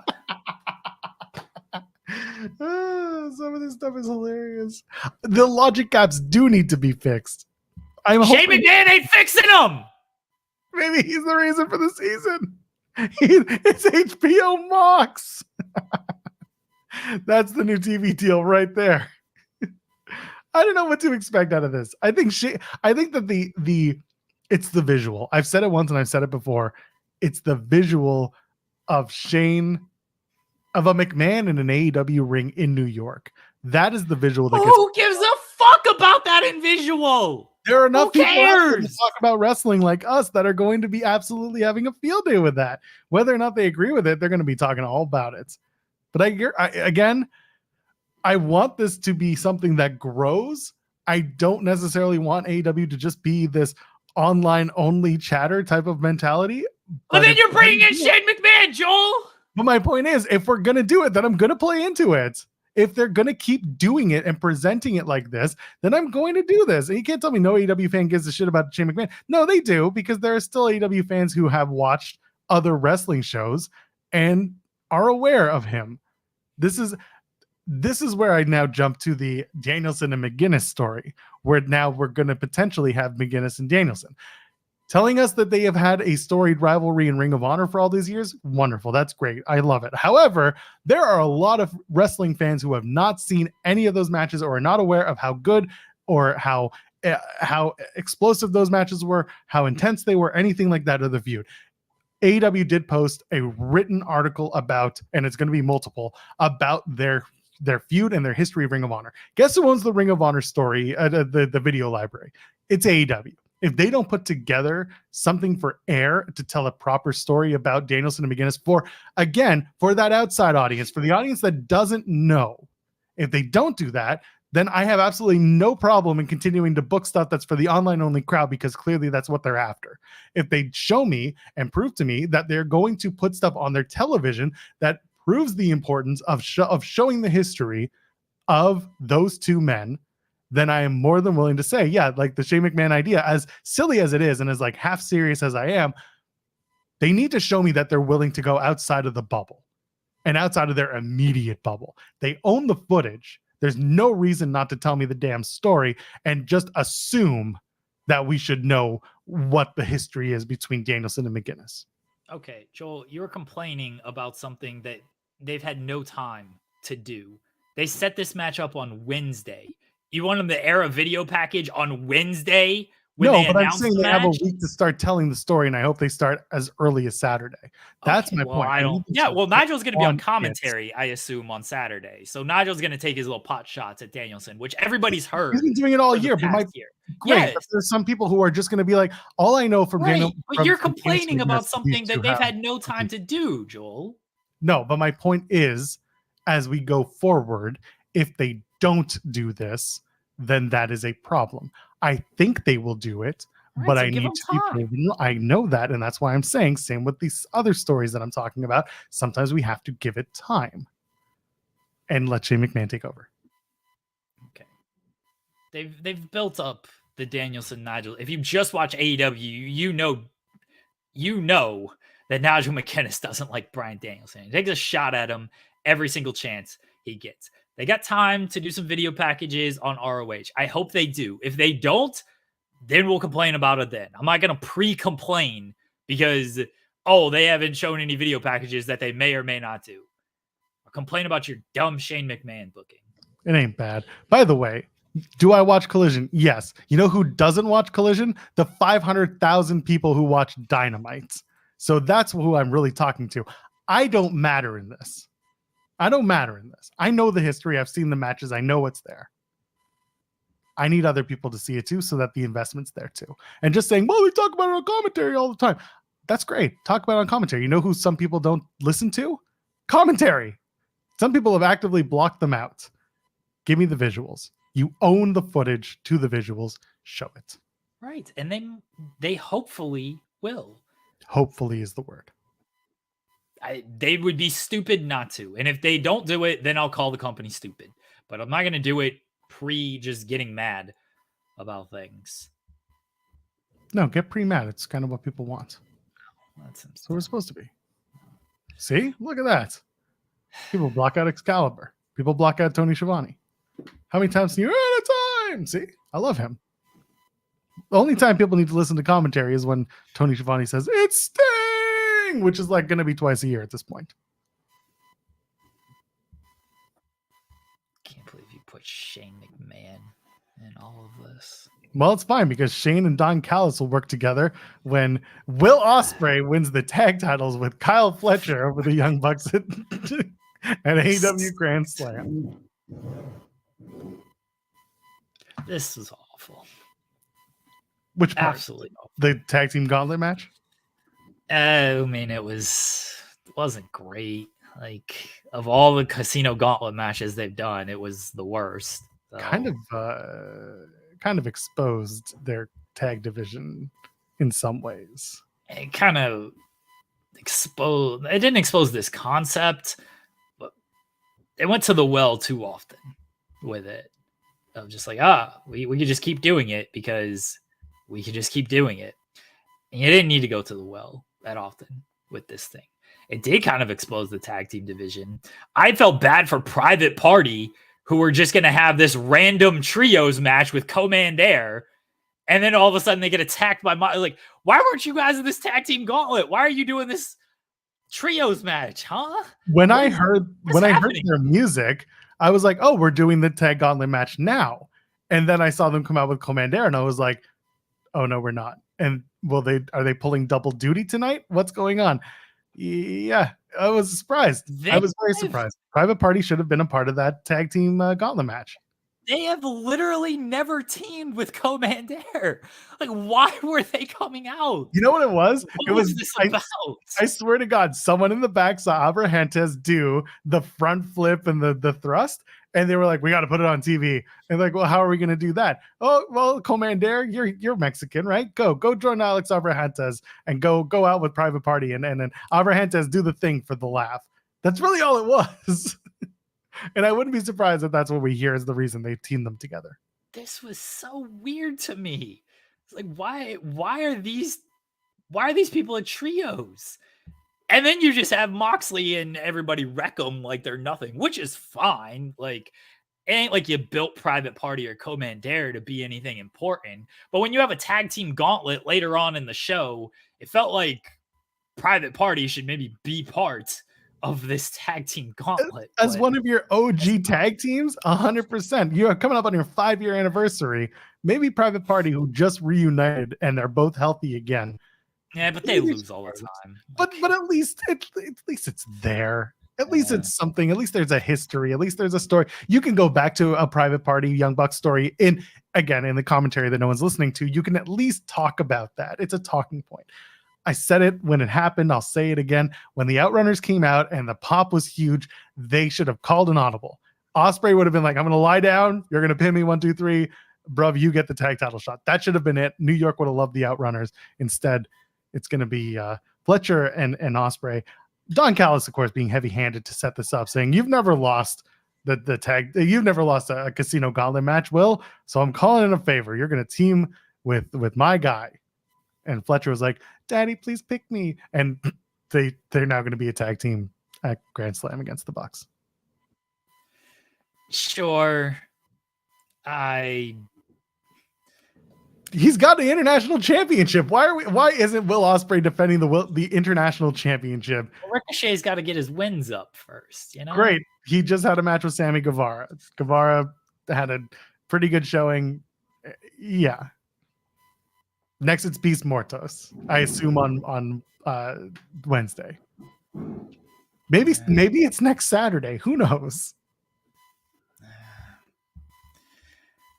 I have no issue with Will Ospreay and Kyle Fletcher. They're both great, but they didn't need them winning this thing. But at the same token, I don't know how, like, who you would have put otherwise. Like, we talked about it on Wednesday, is like, my expectation was the Acclaimed, and they didn't win. So, like, fine. Like, their tag team division is in dire straits right now. It's not that Will Ospreay and Kyle Fletcher are a fully makeshift team, because they obviously have history together.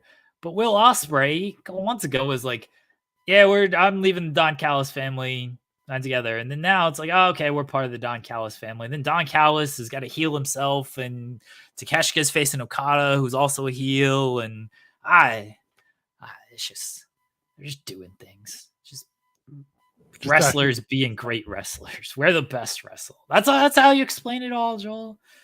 We're the best wrestle. Would it be best for Will Ospreay and Kyle Fletcher? Would it be better if you just got horny for signing talent Did he saw this? What? So there was a tweet. There was a tweet from Ibu from WrestlePurist that has since been picked up by Cultaholic, which it just popped me so much because I saw the tweet in real time from Ibu that essentially said that WWE is like the word he used was quote extremely horny to sign Daniel Garcia. I saw the initial tweet and I was like, that is a very funny way to put it. And then I saw this aggregation tweet from Cultaholic. And I just sat there like, you really went there. You really went right for it. Oh. Anyway, are we going to see new tag champions at the show? Or is this one of those things? Kyle Fletcher's going to lose. Fletcher's going to eat the pin? Is that what we're doing? Yes. Perennial loser, Kyle Fletcher. That's so funny. I'm just like, here we go. I gotta find the original. There we go.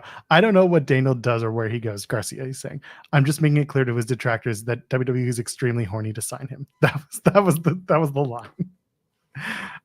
Yeah, I see the Bucks winning. Maybe this is one of those things where Ospreay wanted to work with the Bucks, and this is how they got to it. Maybe this is part of a larger storyline where Don Callis finally jumps Will Ospreay out of the family, even though he's already left the family. Maybe this is the return of Mark Davis. I would love that. I don't know what his timeline is for return from injury. Maybe this is to set up the eventual Ricochet Ospreay stuff that they've been starting to tell. Maybe Ricochet gets involved for some reason. Don't know why. It's a choice. It's not the choice I would have made. I kind of half-assedly do think that the Outrunners should have gotten the opportunity. Because it's a casino gauntlet match. It's just you just got to win the one match to get it. They got a huge pop, and I get it that they work that area often enough that they're known. But like for a show like Grand Slam, tag team titles on the line, you have bigger matches.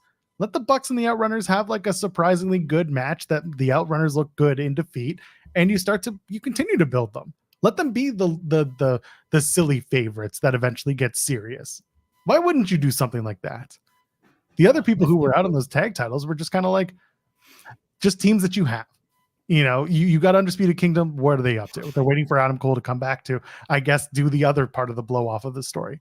And then you've got oh my gosh, who are the other two? Dutch and Vincent. They're not doing anything in Ring of Honor. They're just there. There were just some very odd choices. And of course, then you get the Dark Order going on Twitter and be like, we were next. And that joke's getting old too, I'm sorry to say. It wasn't good. Like you said, it felt like they've gone to the well too many times. It felt like you could have done literally anything else to get to this. You could have done the over the top rope battle royal where the team that's, one person gets eliminated, both are out. The shit with the GYV and FTR, that also was silly. Yeah, the Righteous are the name of it. Anyway, the stuff with GYV and FTR, that made extra no sense because yes, they have a match on Saturday, but like let your match be secondary to getting a tag title shot. Are you gritting your teeth to the whole match? And you're forgetting the most important thing about GYV and FTR and the real crux of why they don't like each other. And that's because one team grits their teeth. I'm pretty sure Dax grits his teeth when he does a promo. He honestly just talks through his teeth because he loves AEW so much. I should have just had the Outrunners win. Who cares? I should have won. Oh god. They're gonna do with the Outrunners of just they're gonna be there, they're gonna get pops, they're gonna beat teams that they should beat, and then they're gonna be afraid to have them lose to anybody important until they lose to somebody important, and then they're just gonna middle them like everybody else. That's my biggest fear. That's what they do with most of these acts. They just middle so many acts instead of just going full bore with them. Which isn't such a super chat saying, I did feel bad seeing some AEW fans who thought the Motor City Machine Guns would show up.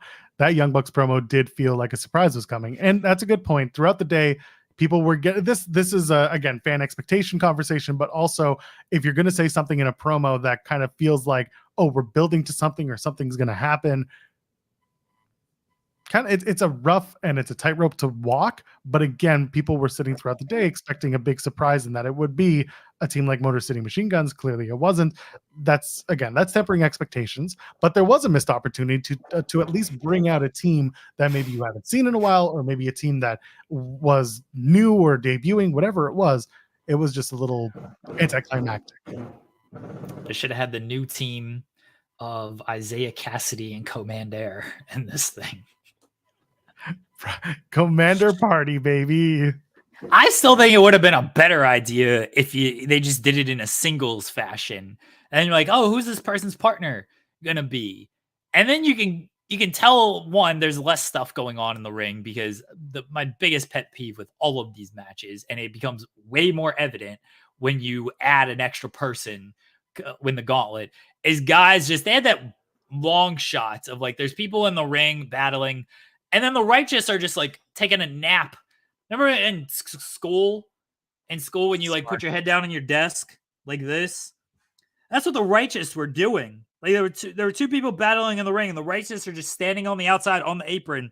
They just got their head down like this for a good like minute. I'm like, can someone wake these dudes up? Heads up, 7-Up or something? Let them know it's over, and they got picked, and they can get in the ring and actually like fight instead of King Potato. Got it. See, we're on the same page. Yeah. Like, can somebody let them know that we're good here?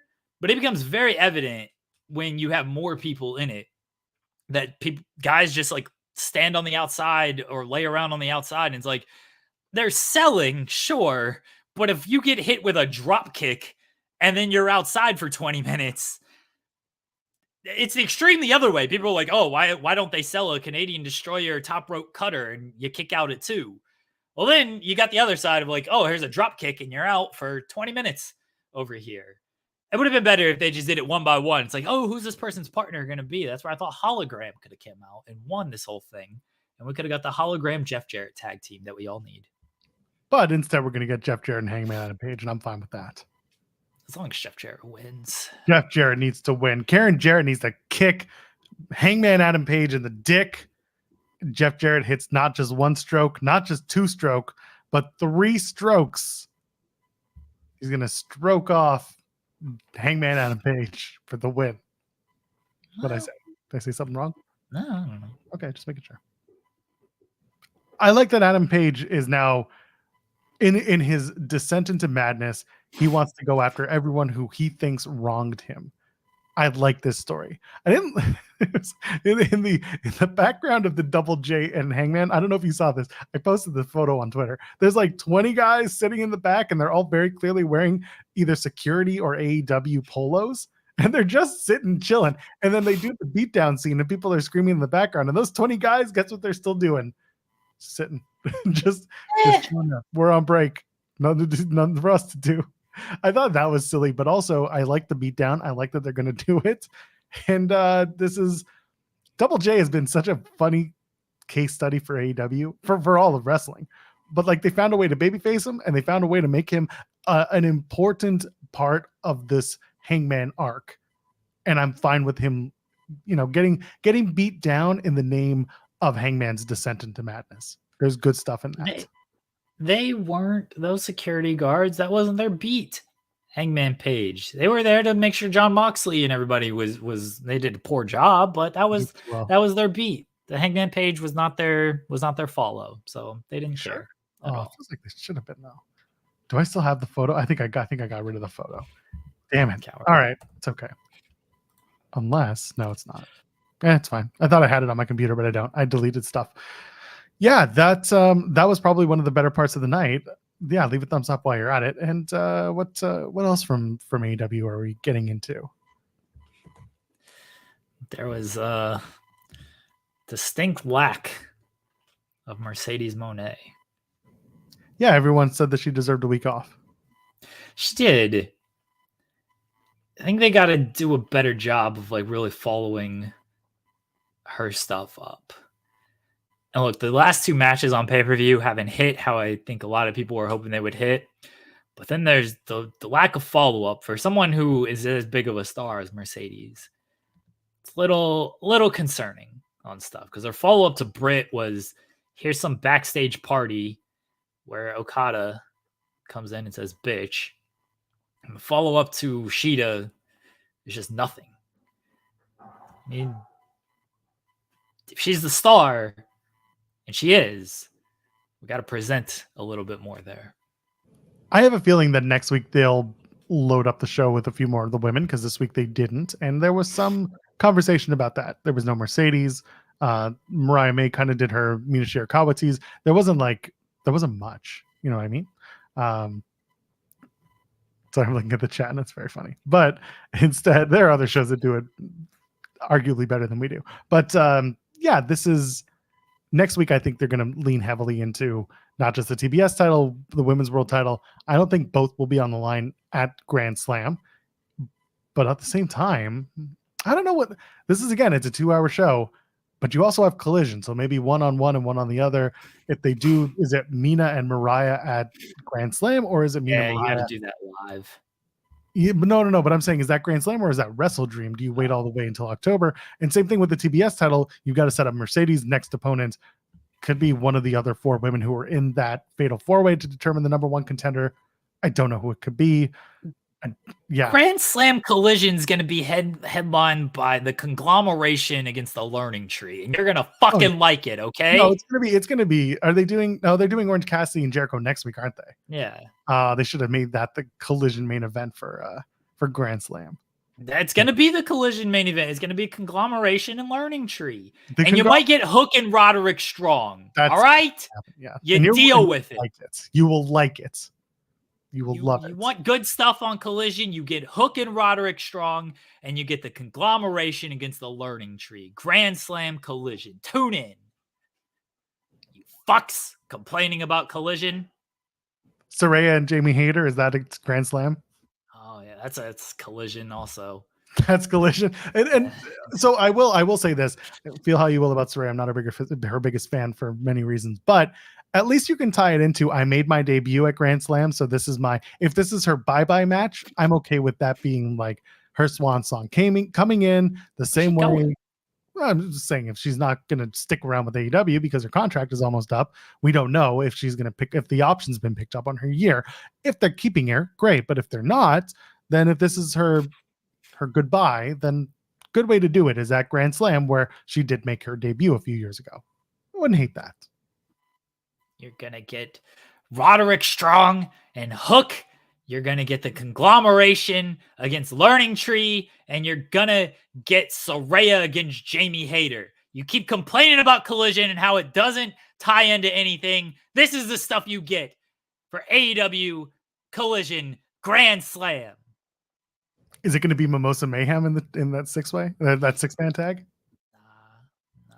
I would do a 6-man Mimosa Mayhem match for Collision at Grand Slam. Just tear up the joint. Chris Jericho was a little too upset on how he got paid.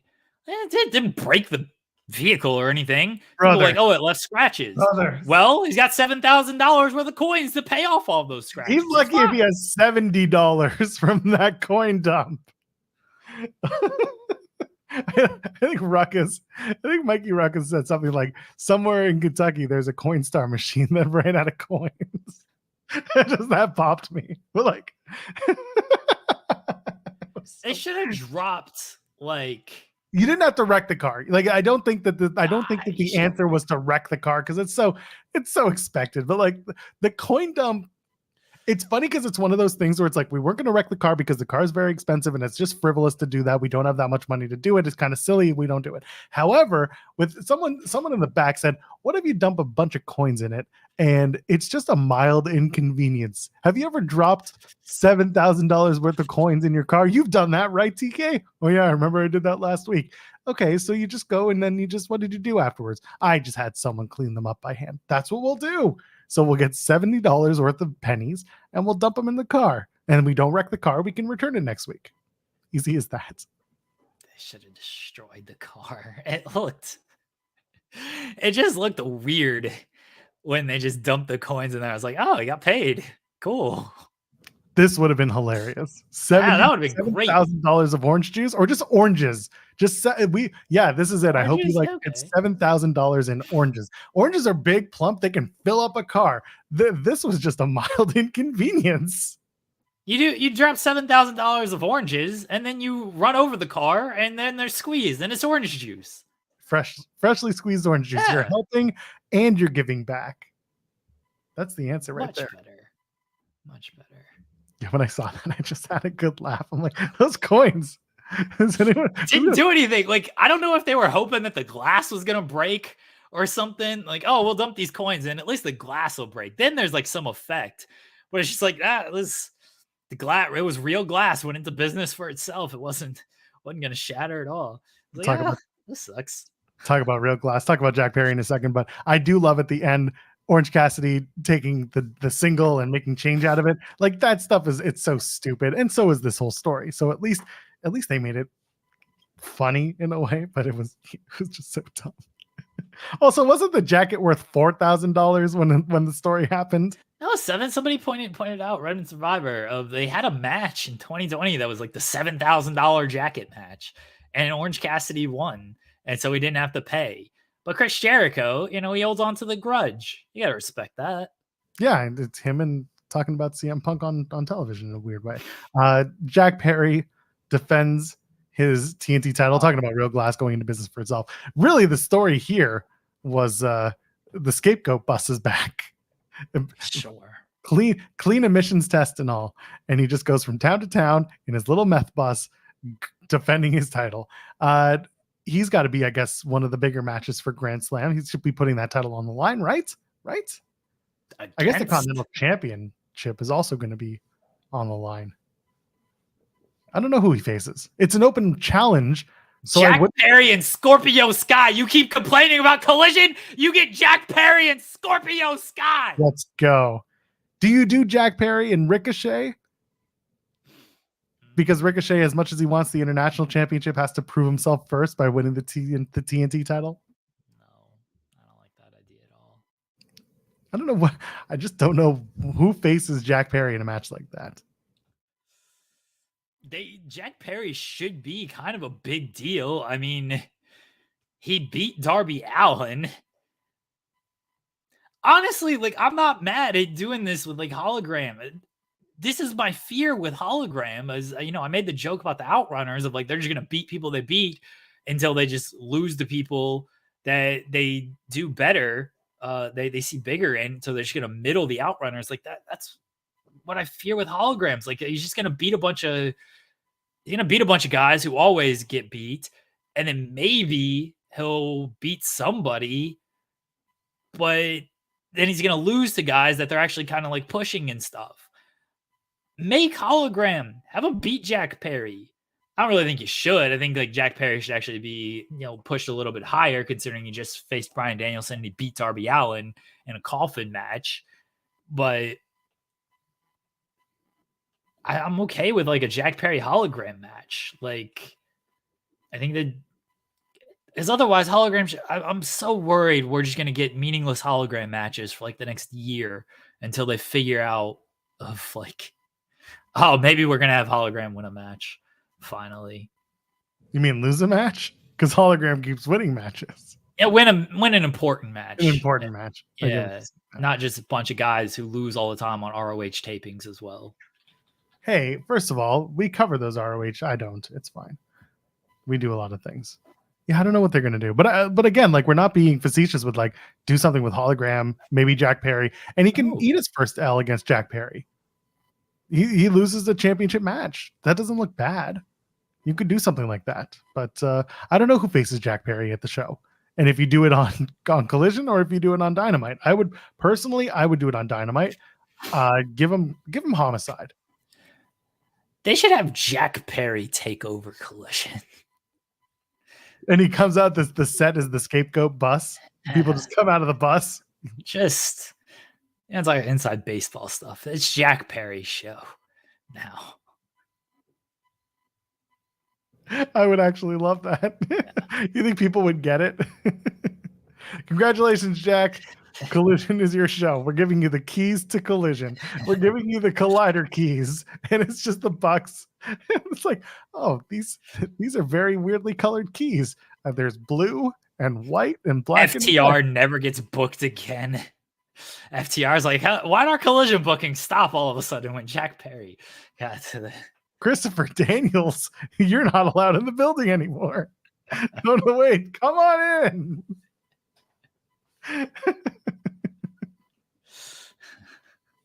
You know what? The more we talk about it, it has to happen. Jack Perry just doing dumb shit on every show. Rule. This week we're going to destroy a limo. Yeah. Jericho, bring that Bentley back. I have an idea. Jack Perry likes doing this dumb shit. Like, bless him. I love it. He's cool with getting set on fire. He wants to go through real glass. Let Jack Perry book Collision. Have they done Jack Perry versus Hook? No, lately. What are you talking about? They did it all in. I said lately. No, they haven't done it since All In last year. That's been a while. It's been a year. We can bring it back. Yeah. Just breaking a bunch of bracelets. It's great. Like, they ain't doing anything else with Collision, okay? Collision is just a show where you don't see Jon Moxley, Bryan Danielson, and Hangman Page despite them being advertised. Maybe Shane McMahon should run Collision. This is at least fine. I'm okay with Shane McMahon running Collision because Collision exists in its own world that no one actually cares about. Don't put Shane McMahon on Dynamite and align him with Jon Moxley. Stop it. Shane, why is Nick Comoroto suddenly the champion on Collision? Look at him. He's huge. Rules, yeah. Why wouldn't you make him champion? Big Bill is suddenly the champ as well. It's like, why are all these big guys champions? Big Bill's great. Big Bill is great though. I kind of hope that they start the Big Bill Jericho feud sooner than later, because you had him give some side eye to Jericho this week. Jericho ain't giving that up. Jericho ain't. Jericho's like, hold on, no. I need to keep Big Bill around me. Nah, he's letting him sing as the new TNT champion. Oh. Look at him, he's huge. They're gonna bring in Hurt Syndicate. Big Bob Lashley gonna come in there. Be good. They should have QT just do Cody Rhodes cosplay. Can you guys do the whoa? He brings out a group of guys to do the whoa. They should just make Collision like the most. It's like Collision right now. It just feels meaningless. I said that in the nicest way possible to everyone who works really hard on that show. But like, matches happen, and sometimes there's a point to them, and other times it's like, okay, cool. They should just do random stuff and just see who's paying attention to the show. But like, shit. You see QT Marshall doing Cody Rhodes cosplay? Where's that? That's on Collision, brother. You got to watch it Saturday nights. They're fucking doing real glass over there. Jack Perry is setting buses on fire. Jack Perry's got a monster truck over there. Shannon Sharp showing up on that show, just fucking in the background. You got to check out this Collision show. They got no damn rules on Saturday night. Jack Perry's a wild man with the books. He's a Jungle Boy. He's living up to that. He thinks he's in the jungle out there. They're using Guns N' Roses. I don't even know if they got the theme, if they got the right to it, but they're using it. Shit. It's fine. They're just piping it through the arena. It won't be on the international broadcast. Oh, where's Thunder Rosa? Slash is just showing up.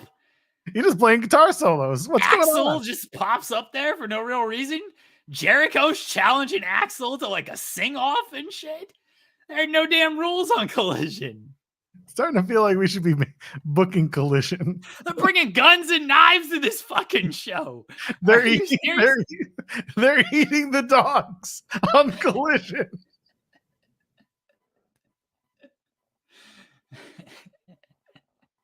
Next week, Scorpio Sky and Christopher Daniels are having a 10-pace gunslinging fight for the rights to SoCal Uncensored.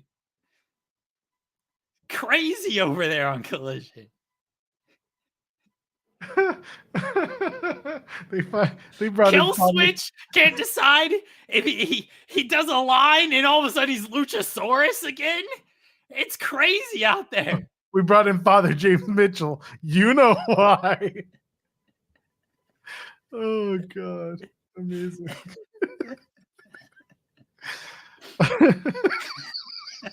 Christian Cage is going door to door and it's like, is your father home? He's just asking random people if their parents are home.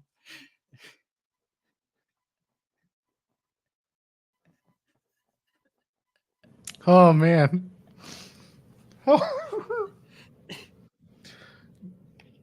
God. Big Bronson Boulder is literally eating an ass on Collision, everybody.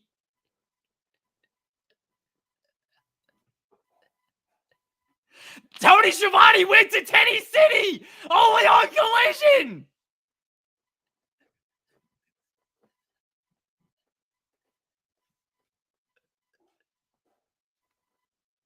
Yeah, but Jack, where's your women's division? They're coming. It's okay. No, he's paying homage to CM Punk. No women on the show. No, CM Punk only wants the women on the show. As long as he's on the screen with them. Oh my God. Oh my gosh.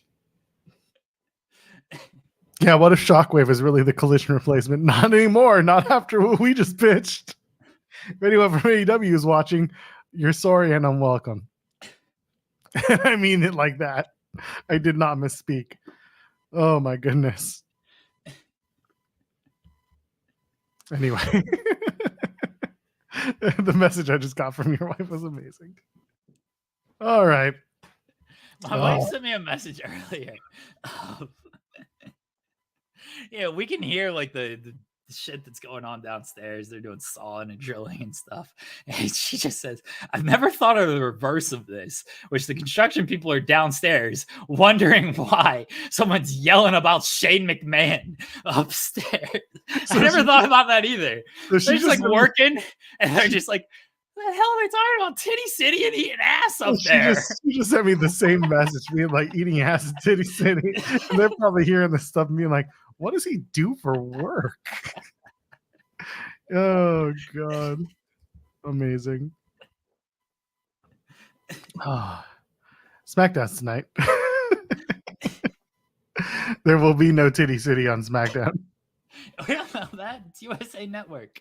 That's true. It is USA. Not We can Fox do that anymore. now. It's USA. That's right. It's rated TVMA. Andrade and Carmelo go ahead one more time. I assume the winner of this match 5 is going to get the LA Knight US title match. Maybe at Bad Blood.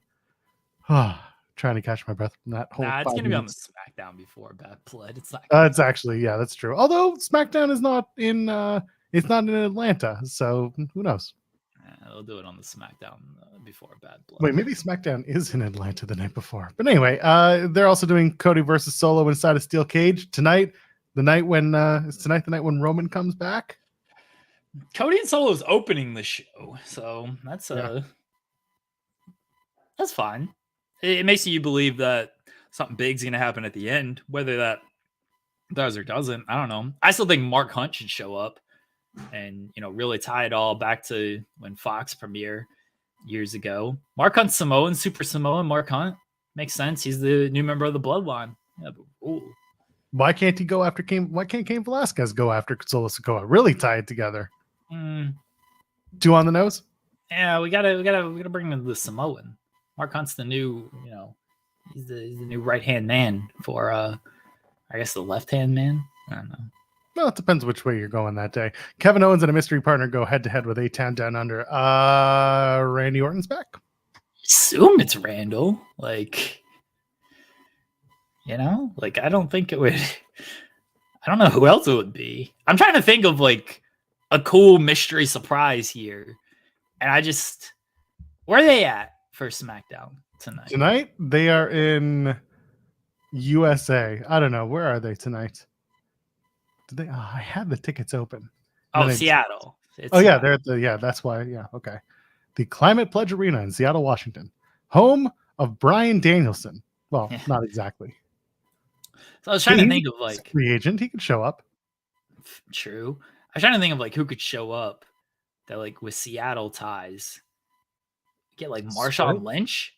No, I'm the celebrity. Not a wrestler. Get like Marshawn Lynch out there with Kevin Owens. Sure. Is there a hockey player that might fit? Gary Payton.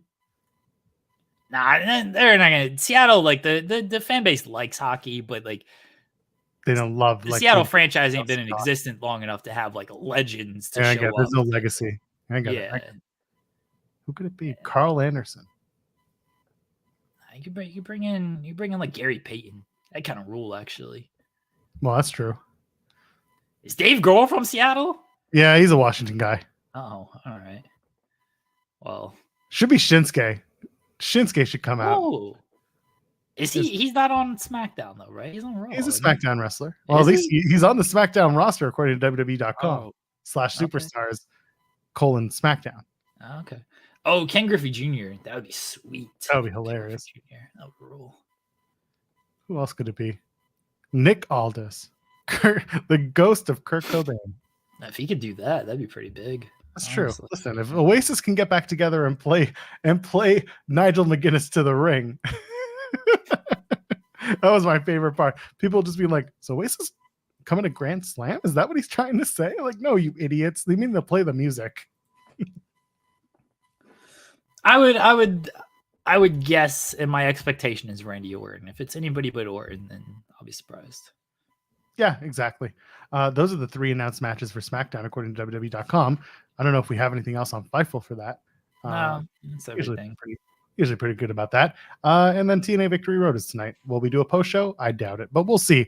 I think Moose is going to win the TNA World Championship from Nick Nemeth tonight. Okay. That's where I'm at. Like I said on the show before, Santana is clearly the guy that they want next, and Santana getting his moment at Bound for Glory is something that I could see them doing. So who knows? Or they'll keep it on Nemeth, and Nemeth will have matches against Josh Alexander. If Alexander wins tonight against Joe Hendry, I could see them do Nemeth and Alexander again. I don't know what to expect, but I wouldn't be surprised to see Moose win. Okay. I'm kind of with you. They always do some type of title change on these shows. So, DK's got a game on Sunday. I wasn't trying to use active people. Michael in the chat mentioned DK Metcalf. He's a Seahawks player. I wasn't trying to use active Seahawks players because I don't think they're actually going to show up and do anything. Marshawn Lynch ain't active. He could show up beast mode on Austin Theory and Grayson Waller. Call it a day. I was going to say he would be the right fit because he's got that star level athletic ability that people could get behind. Richard Sherman, bring him in there. People mentioning Jordan Grace versus Wendy Chu happening tonight at Victory Road. Sure, it's a match that'll happen. Again, I want to believe that something can happen. I'm looking forward to Speedball Mike Bailey and Zachary Wentz. That's a match that is a very interesting story, only because either Zachary Wentz retains so that he can go to CW with that title, or Speedball wins because Wentz is going to lose the match at CW and they don't want to make their X Division champion look like a chump. Yeah. Or Wesley comes across Zachary Wentz. I saw that one and I was like, hey, you could do that too. But they're not always good at crossing the stories from show to show. They're good at TNA is good at being like, oh, this past Tuesday this happened, but then nothing else really happened in terms of like the story because things are pre-taped. Now this show will be live, so maybe they'll do it, but they're not really good at just like connecting things between the two shows. NXT sure as shit ain't showing you Impact stuff. They're not showing you this past Thursday on Impact. Izzy Dane lost to Jordan Grace. No, they're not showing you that. They're just telling you it exists. Anyway, TNA Victory Road tonight. TNA Victory Road tonight. You can watch it on Triller or TNA Plus. I have the TNA Plus app. I do not like it. You can find my reasonings why over on our post show at youtube.com/Fightful. God, I miss YouTube. But that's where we are. So leave a thumbs up if you haven't already and subscribe to the channel. Jeremy Lambert, do you have anything to plug before we get on out of here? It is my birthday on Sunday. That is true. I was thinking about that the other day. That's unfortunate. What can we get you for your birthday? I don't know. Collision. Let me book Collision. All right, Jeremy, you got 1 week. Happy birthday. Oh, you kidding me? I do everything. I would do everything I just said I was going to do. I'm going to get that show canceled, or I'm going to get it super high ratings. One of the two. I feel like you get the latter. You know what? You just clip our conversation like that. Jeremy, you get to book Collision this week. What would you like to do? Hold on a second. Let me send you a file. It's 2 minutes long. You got time? You can listen to it on 2x, and it'll be okay. Here you go. And that's what it is. Unlimited aura. Oh God. Anyway, happy early birthday, buddy. We'll do it again on Monday, and we'll do a proper birthday thing, I guess. We'll have Ratty Daddy show up to wish you a That's happy. unfortunate. That's the best. There's the balloons. Don't do it this way. The UK people will get it, and it's not good. Oh. Real balloons, Crimea River. For Jeremy Lambert, I am at Joel Pearl, JOELPEARL. Ladies and gentlemen, friends beyond the binary, enjoy your weekend. Watch wrestling, don't watch wrestling. I don't care, but we'll see you on Monday, 10 a.m. Eastern for more. Until then,